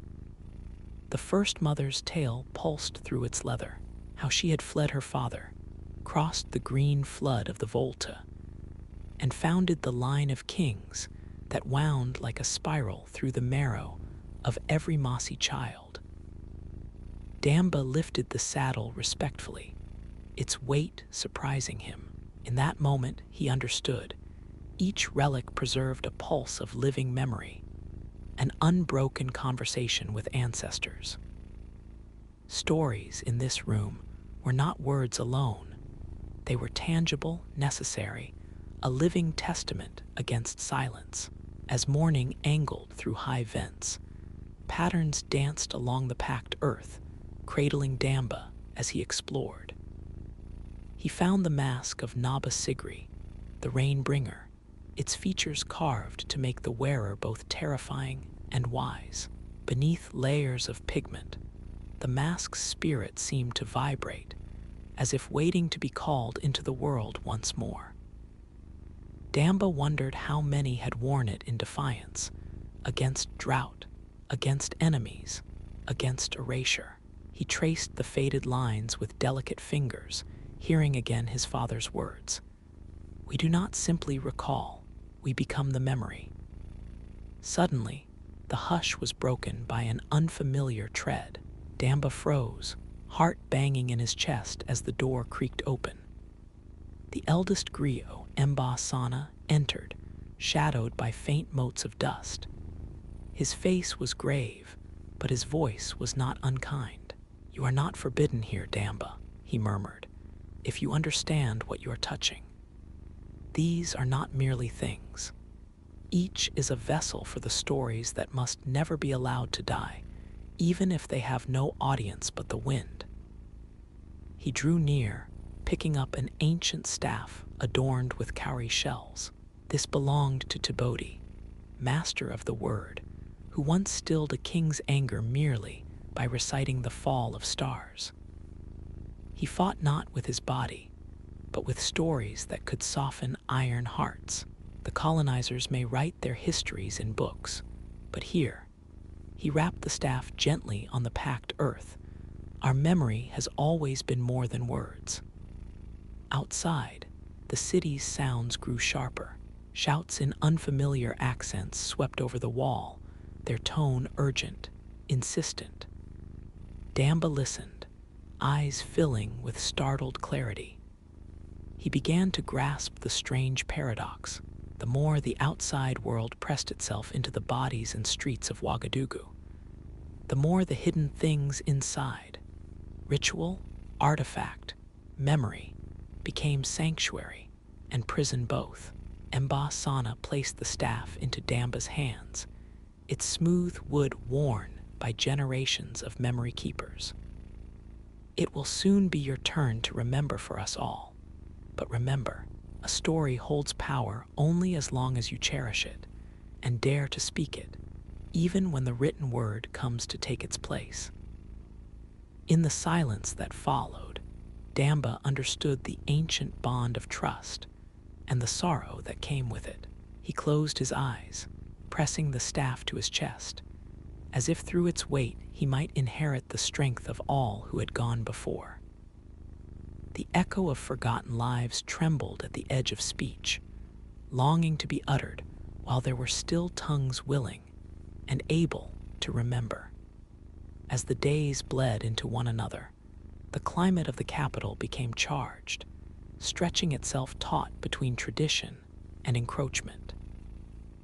News drifted in as uneasy rumors, talk of treaties signed under the sharp eyes of men in stiff uniforms, of taxes levied and customs forbidden. Each morning brought new constraints, markets policed by foreign troops, royal envoys summoned to rooms lined with foreign clocks and brittle documents. The proud Mossi rhythm wavered, syncopated by the metallic ring of a language alien to the earth. Damba, now burdened with the staff of Tibodi, found his own voice caught between impulses. He would join his elders in the twilight, their small conclaves increasingly tense. No longer did the griots sing freely beneath the baobab. Whispers replaced melody, and laughter grew wary, careful not to carry over the walls. Sana's once commanding tone began to falter, as if time itself were turning his tongue heavy. The curse of silence haunted them, prowling hungrily at the corners of every conversation. One evening, as the sun dissolved behind low compounds and painted the city in bruised reds, a group of French officers arrived, uniforms pressed with unnatural rigor. They demanded an audience with the king, their words translated first by a tense interpreter, then again by a scribe, finally rendered in brittle French, the tongue of decrees and possession. The griots watched, mute, faces unreadable. Damba stood at the edge of the crowd, heart fluttering between pride and dread. Among the officers strode a man named Capitaine Roux, his manner precise, eyes flickering with a scholar's hunger. He had heard tales of Mossi oral tradition, and with a clipped accent requested to hear a legend told by the royal griot. The king's face, for a moment, was a mask of stone. After a measured pause, Sana stepped forward. His words at first drew only on surface tales, a hunt, a storm, an old king's test. The Frenchman's pen moved swiftly, noting, transcribing, flattening. Afterward, Roux approached Damba privately, asking almost gently if he might share a story. "Will you tell me," he asked, "how your people remember the beginning?" His eyes held neither mockery nor warmth, but the brisk curiosity of an archivist. With reluctance, Damba shaped a narrative for him, each word chosen as if it might shatter under the pressure. As he spoke, he realized the foreigner's gaze did not meet his. The man's attention was fixed on his notebook, the neat cage of lines and letters in which he hoped to capture living memory. That night, as Damba replayed the scene, a bitter truth took root. The oral tales, once rhythms that danced from mouth to ear to blood, no longer carried the same assurance. Rendered into an alphabet that did not belong to the people, the stories felt estranged from their birthplace. Memory, a vibrant, shifting thing, shrunk within the rigid skin of ink. The elders, sensing the invisible theft, grew guarded. Some cut their stories short, others lapsed into silence. Damba wandered the courtyards, the staff cool in his hand, feeling the new tension. To speak was to risk giving away, yet to fall silent was to risk oblivion. Nightly, he practiced the old formulas in solitude, his lips brushing the air with words that tasted of millet and river fog, preserving traces for himself, if not for an ever-diminishing audience. His father, Kuraugu, observed him quietly. One evening, by the glow of a flickering lamp, Kuraugu spoke. A tongue split in two grows tired. However you choose, Damba, remember, silence may guard a secret, but it also breeds forgetfulness. The griot's task is to cross the invisible boundaries, to carry the past where it may still find a listener, even if that journey is fraught. As darkness deepened, Damba understood he was living at the edge of a precipice. The very life of memory quivered between vanishing into silence or being frozen by foreign script. In this tension, the stories were neither fully safe nor wholly lost. He realized now, the fate of the Mossi was not just in the hands of kings or colonial officers, but in the uncertain quiver of every tongue that dared to remember. With each passing week, the city's palette shifted irreversibly. New fences of iron supplanted old woven barriers, and the flag that fluttered over the compound wore an emblem that no griot had ever sung of. The streets grew louder with unfamiliar commerce, the cadence of Mossi life altered by bargains and commands uttered in accents that skipped over the vernacular like stones on a pool. Yet beneath all this, a subtle resistance gathered, not a rebellion of spear and shield, but a war quietly waged for the sanctity of memory and meaning. As dusk cast honeyed pools upon the hardening earth, Damba accompanied Sana to a clandestine gathering beyond the outer wards, far from where watchers in starched khaki might eavesdrop. The circle was modest. 2 weathered matriarchs, a smith with charcoal still under his nails, and 3 children hiding the wide-eyed anxiety of their age. They sat in the shelter of a half-collapsed granary where dust motes pirouetted in last light. Here, the purpose was unspoken but urgent. Sana began, his voice more forceful now, as if exertion alone could stem the ebbing tide. His stories did not dwell on ancient victories or vanished lineages, but on how food was once shared in want, how laughter had its seasons, how the rainmaker's glance shaped more than weather. It summoned belonging. Damba marveled at how these ordinary details, spoken quietly, gathered gravity. The unseen ligaments of community woven strong beneath change's relentless pressure. Afterwards, Damba was urged to speak.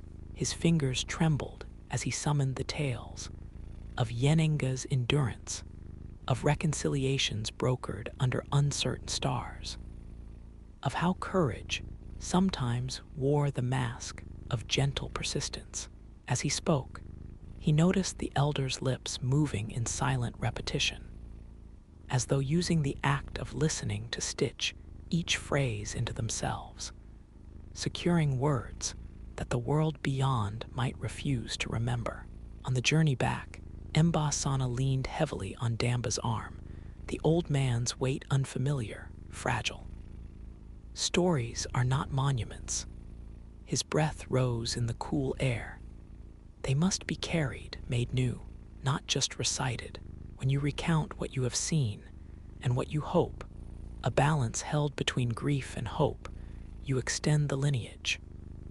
This is how echoes become resonance, Damba. Meanwhile, city life proceeded under a doubling shadow. In the palace, growing numbers of civil servants drafted records and codices, redrawing the meaning of power and belonging. Griots now entered the central courtyard at the edges, eyes lowered, sensing the diminishing space for their art. Some were recruited as translators, their nimble tongues pressed into service, not for the transmission of ancestral memory, but for administrative clarity. Damba, seeing these transformations, wondered whether his vocation mocked him. Was he witnessing a slow apotheosis, or only an inevitable decay? One evening, he found his father alone in the family courtyard, carving a new balafon key. Kuraugu did not look up. My father taught me for years before I understood. Some inherit gold, others a song. One shines until the sun sets. The other, if protected, glimmers even in darkness. We cannot force others to listen, but so long as one remembers, we are not forgotten. Damba took those words deep within. Days later, as rumors spread of edicts banning public recitals, he resolved to uphold his craft, not as spectacle, but as act of vigil. Alone and unseen, he recited the names of ancestors, the pulse of seasons, the small triumphs and hurts that made up a people's truth. His voice became a thread in the quiet, delicate, insistent, powerful not by its volume, but by the very fact of its persistence. Soon, children sought him out in secret, drawn by the cadence of memory spoken softly. They carried small offerings, broken potsherds, beads, even clippings of foreign newsprint. With every gathering Damba led, he saw their eyes grow brighter, their posture steadier, as if they, too, could hear beneath the current of change the deeper song that still connected them. In this manner, while the city seemed to recede further from its origins, the heart of the Mossi lived on, not in declarations, but in the resonance of a story retold when darkness threatened to swallow the dawn.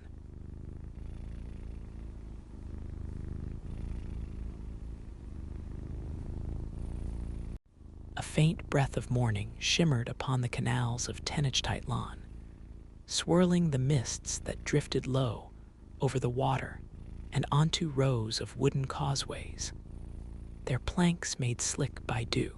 In the hush before the city's daily uproar, Yapali knelt at the edge of his family's Chinampa, a floating field layered with reed, mud, and centuries of patient hands.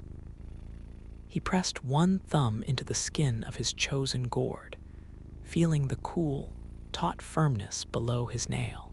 Selecting a gourd required patience, a certain silent conversation with what the earth had wrought, too thin, and it would shatter beneath the knife. Too thick, and no light could pass through the walls when it was carved and punctured for ceremonial lamps. Yapali, with the care of a priest anointing a sacrifice, sifted through the tangled green, his fingers searching for those specimens, whose whisperings promised both resilience and yielding. His grandmother's voice, faded as an echo now, but insistent as rain, repeated the teachings of her forebearers. Only when the moon is slender, she had murmured, should the gourds be plucked.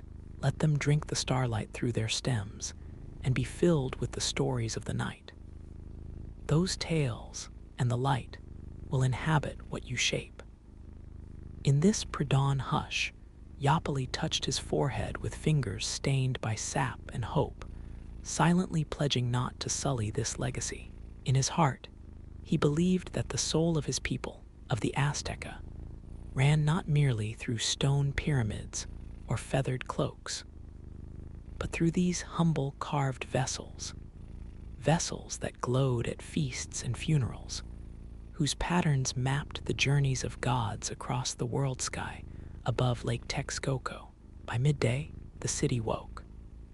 Wind swirled the scents of roasting maize and pulque, of sweat and clay dust, as Yapali took his selection of gourds to the market square.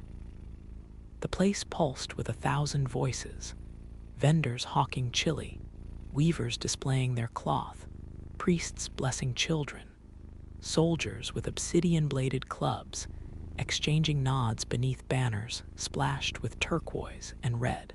Women brushed past, baskets balanced on their heads, laughing as flocks of herons lifted and circled in languid arcs above. Yapali motioned to his younger cousin, Nenetal, to help arrange the gourds on a reed mat. Some he had already marked with a charcoal stylus, designs of jaguars and maize, swirling rain serpents, and sun discs that seemed ready to spin alive. Passers-by paused to touch the cool skins, measuring their heft, admiring the well-fitted lids. The Gourd carvers of Untitled were a dwindling brotherhood now, for many feared that the making of art was a luxury in times of growing uncertainty. When rumors crept along the canals like eels, tales of bearded strangers with skin pale as bone, arriving in floating mountains that spat thunder and smoke. As the shadows began to slant long across the vendors' stalls, the edges of the ordinary day buckled. The old priest from the house of the eagle passed with hurried steps, murmuring a prayer to Quetzalcoatl and staring toward the broad waters. A hush, uneasy, took root as from the lake. The first Spanish soldiers arrived, steel glinting, plumes bright as blood, foreign eyes as cool as carved stone. They carried thundersticks and crossbows, led by a man whose gaze seemed to swallow the world whole. Even the bravest vendors quieted. A child dropped a basket of zacatl, and no one dared stoop to pick it up. Yapali watched in paralyzed bitterness, the crack of possibility splitting the sky above the great city, the rush of foreign voices flooding the market with a language heavy as iron. His hands clenched around a marked gourd, knuckles whitening. He saw in these strangers the omen of an erasure. Their arrival threatened more than the safety of clay walls or silver altars. Their presence threatened to unweave every labor of spirit, the songs, the rituals, the intricate stories that each vessel held, that each curve of a gourd was meant to remember and transmit. That night, with the city unsettled and the priest's drum stilled, Yapali sat beneath the open sky, his gourd held in his lap. The light from distant fires flickered across his features. In the quiet, he whispered to the vessel, a promise to the ancient hands that had carved before him, and a prayer for the hands yet unborn. Even as cracks appeared in the sky, and destiny crept on painted feet, he would remember. He would not let the last songs be lost without carving them into memory. The city still breathed around him, restless and vast, but for a few moments, every pulse of its heart flowed through his own, and the urgency to preserve art, to preserve the Aztec voice, became a rising current in his blood. At dawn, as the mist retreated from Tenochtitlan's ancient stone, Yapali wound through the city's labyrinthine canals, his reed canoe gliding under bridges, knotted with morning glories. The world overhead wore the cool gold of early sunlight, and in these hours before the city's full chorus rose, a kind of secrecy pressed in close. It shielded him. He floated through archways where market refuse bobbed with lilies, passing silent Chinampa workers hunched before the day's toil, their shadows smeared upon the damp earth. Every so often, he glimpsed new faces, amber-haired men on the city's periphery, arms bristling with iron and impatience, ever watching, listening. The air had shifted. It now carried both jasmine and the scent of gunpowder, a mingling as uneasy as his own divided heart. Yapali's workshop, once his father's, was stowed between two crumbling walls behind a half-collapsed shrine, reachable only by a labyrinth of side alleys and the sluggish creek that ran through his district. As he slipped off his sandals upon the worn threshold, the earth beneath felt cool with memory. Inside, the dimness still bore gifts of earlier sunlight, caught in the dust motes hovering around the shelves, stacked with calabash, tools, and half-finished carvings. Framed by cracked adobe, the room offered safety enough to continue the work that now felt both rebellion and prayer. He set his gourds in orderly rows. The oldest, near black with age, stood closest to the door, their painted glyphs whispering of ancestral origins. Others waited, blank and expectant, for the etchings that would coax their secrets forth. Yapali's favorite tools, hooks napped from obsidian, bone knives, a rare copper burin as green as a withered maize stalk, caught the faint light as he selected the morning's weapon. Each motion drew upon years of observation and the memory of vanished voices. Yet the dangers had grown sharper. A neighbor's hushed word could soon summon an armored patrol. He traced the outline of a wind god along the hemispheric belly of a gourd, the stylus scratching softly, each curve a thread in a tapestry that would never be woven again should his task fail. This sacred labor, passed cleanly from memory to fingertip, filtered emotion into pattern, anger into zigzagging lightning, sorrow into deep, coiling vines, hope, defiant and tender, wound into the spirals of quetzal feathers. In the intimacy of creation, Yapali felt briefly invulnerable, for here in this secret place his ancestors gathered about him, their eyes wise and undismayed. He lost track of hours. The city's voice ebbed and flowed beyond the door. The clangor of building, the calls of vendors adapting to Spanish tastes, the ritual drums now answered by the sharp echo of musket fire beyond distant plazas. Sometimes, when nerves frayed or inspiration flagged, Yapali would pace amidst his tools, touching each gourd, murmuring old hymns to draw forth the will to continue. The Spanish, with their new gods and silver coins, could not interpret the significance of these vessels. To them, they were mere curios, novel trophies to be bartered. But to Yapali, each gourd was an offering, protection for his people's dreams against the slow, certain erasure pressing at the city's borders. It was Nenetal who found him that afternoon, a tremor shadowing her steps. She pressed herself against the door, eyes wide with more than the usual childish apprehension. There are others looking, not just soldiers. Some of us, her voice trailed off, brittle as clay. Rumor spread fast, she explained, of markets raided for gold, of idols toppled, of artisans conscripted or vanished. Neighbors now kept secrets in their glances, and doors locked earlier each dusk. A new hunger stalked Tenochtitlan, not for food, but for certainty. Yapali steadied her trembling hands in his own.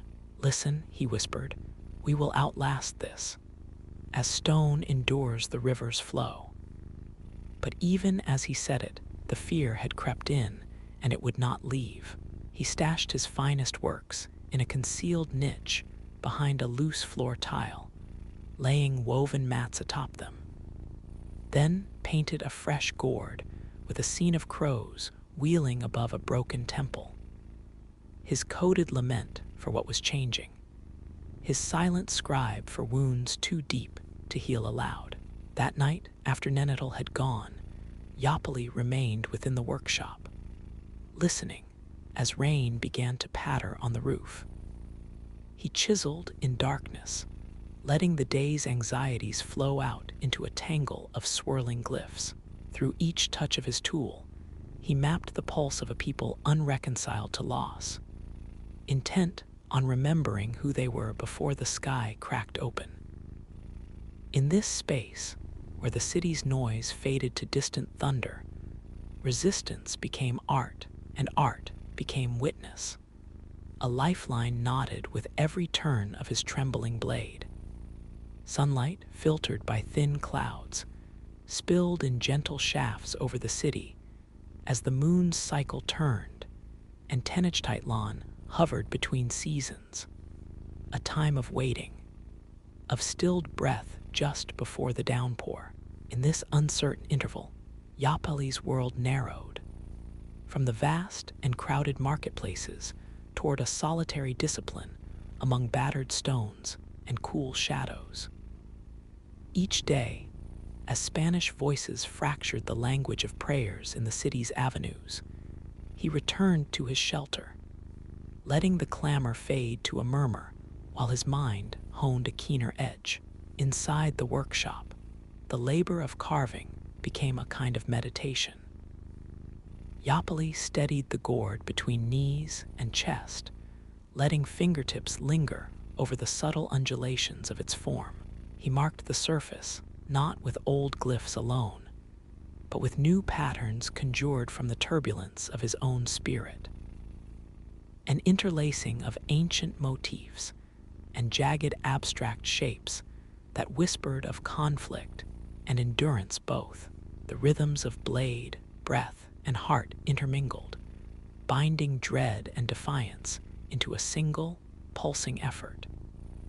Through the thin walls came the life noises of resilience, sporadic laughter in neighboring homes, the clang of hidden festivals, and the song of distant flutes that wove hope through the city's fog of uncertainty.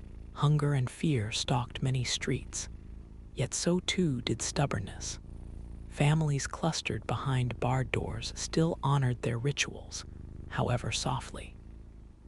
Nenetal, pale but persistent, visited Yapali with scraps of news. "They're searching houses for gold again," she whispered one evening, voice tight as a drumskin. "People say they want artists, anyone who can make something beautiful or strange." Some neighbors traded their crafts for safety or bread. Others hid their skills with desperate cunning. One dusk, as the heat pressed down and clouds bruised the horizon, Yapali was roused by a heavy knocking. A fist on stone, insistent and unfamiliar. He tucked his most precious gourds away and composed himself to meet whatever approached. The intruder proved to be a fellow craftsman, Matlul, whose eyes glinted in the half-light. He bore a message, and not only for Yapali. "They are gathering us, the artists and makers," Matlul murmured, keeping his voice beneath the hiss of rainfall. "Some go willingly, some do not return. Will you come?" The words hung between them, heavy with possibility. For a flicker of a moment, Yapali imagined abandoning his art, leaving behind the workshop with its layered histories, blending into the anonymity required to survive. But such renunciation felt like a small death, a slow bleed of meaning. "I will stay," he answered, quietly fierce. "If the last songs must vanish, let them vanish carved in their fullness." As days slogged forward, the threat outside pressed closer. Rumors sharpened, suspicions thickened, and the texture of trust in the district wore thin. Still, Yapali carved. He sharpened his tools at dawn, grinding obsidian to a shining keen, then pressed patterns into the gourd skin, each one a compact of memory and silent vow. Sometimes, Nenetal sat beside him, watching the glyphs twine and unfold. "What if they come for you?" she asked, her voice barely more than a gust among the rafters. "Then let them," Yapali replied, the resolve in his tone not arrogance but necessity. "This is what my hands remember."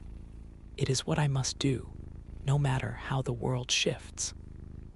Even as he said it, his own heart kept a tally of fears, of being found, of losing the line between art and erasure, of failing to leave offerings for those yet to come.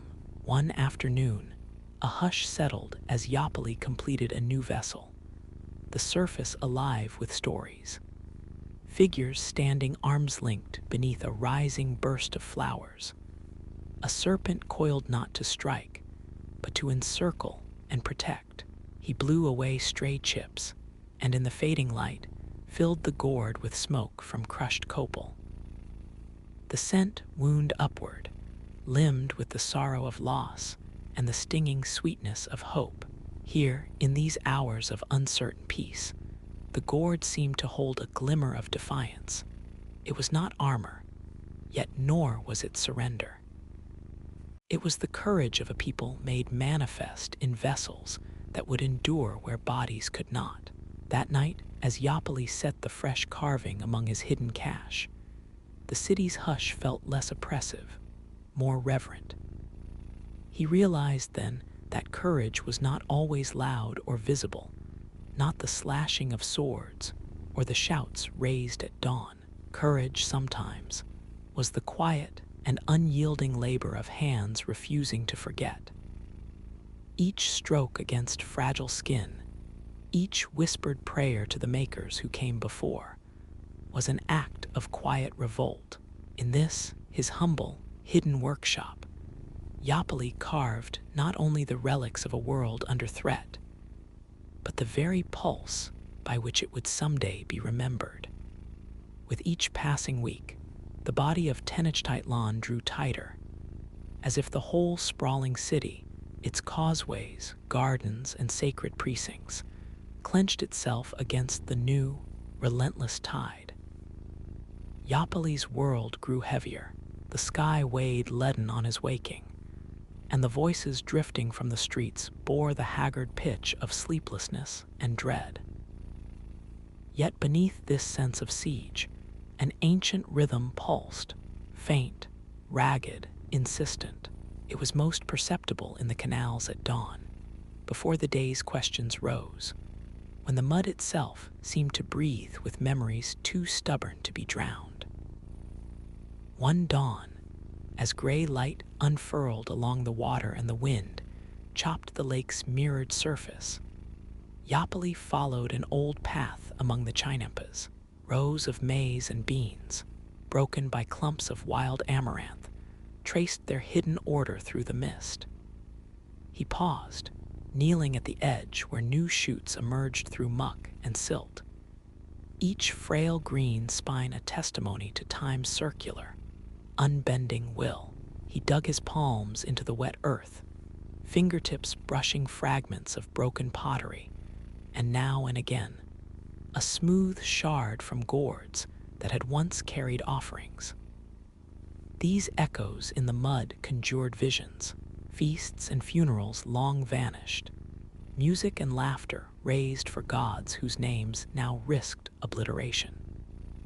He gathered stray gourds and driftwood, retracing the rituals of selection in a landscape changed not just by conquest, but by hunger itself. Drought and the blockade of causeways had sapped the city's lifeblood.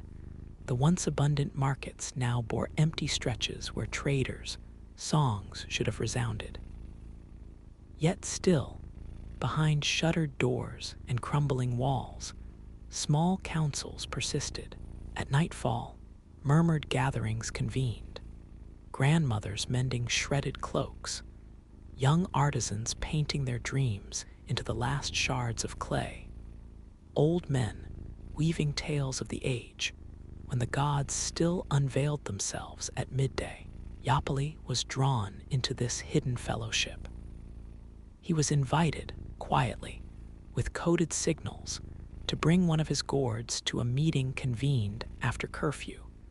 Far from the surveilling eyes of authorities, the space was cramped, a storehouse with a sagging reed roof, redolent of dust and ground maize. Neighbors, trembling but determined, clustered within. The gathered faces flickered in torchlight. They were bakers, weavers, a stonecutter, an aged flautist nursing a broken instrument. Here, stories were currency, and Iapoli was pressed to offer his art, his memory. He revealed one of his recent vessels, carved in the likeness of earth and water, spiral grooves reminiscent of lake currents, interspersed with the glyphs of persistence that only the old ones still knew how to read. It was passed hand to hand, every thumb weighing its balance, every set of eyes searching its lines for meaning or omen. An elder, her hair plaited silver, traced the ridged symbols and began to chant, a phrasing half song, half prayer. For a moment, the air blazed with presence as the group let the rhythm hold them.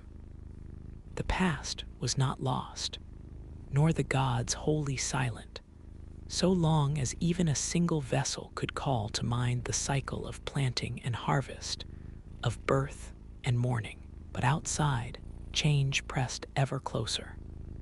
The Spanish patrols had grown more methodical, more suspicious. New edicts filtered through the city. Sacred objects were to be reported, artisans declared to the authorities, and public gatherings expressly forbidden. Fragments of old custom survived only by being disguised within usefulness. Carved gourds passed as water vessels, ornamental tools stored beside firewood. Iapoli himself felt the net's tightening mesh. Shadows often lingered near his alleys. Footsteps echoed where once only the wind had trod. One evening, while returning from the secret assembly, he skirted a guard post where voices clashed in a language thick with conquest. He listened from the shadows, the thrum of his own blood matching the tension in their words. Names were exchanged, descriptions matched. Gourd, Carver, hidden gatherings. Sometimes, it seemed, even the mud would betray. Back at the workshop, Iapoli worked by the faintest margin of candlelight, using bone and copper in careful, deliberate strokes. Each vessel became a vessel in more than name.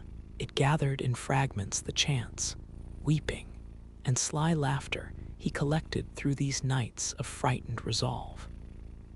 His hands hesitated now and then, not from lack of will, but under the weight of what each object must carry. He began to etch less of the gods and more of the city's ordinary, fleeting sacredness. Faces glimpsed in torchlight, hands passing bread, the watery trails fading into dawn. These carvings were not only for the ages, but against the ages, a bulwark against forgetting. During sleepless stretches, he would return to the banks, fingertips deep in mud, letting the cold earth remind him of the cyclic assurance that no conquering force could smother memory utterly. The lake's scent clung to his skin, the city's sorrow and tenacity wound together in every curl of smoke from his lamp. Out in the new silence, he understood. Resistance was now lived in echoes, low voices in the mud, shared bread, the passing of one carved gourd to another. In these small, time-worn acts, hope resurfaced, even as the old world faded like a legend spoken at the edge of sleep.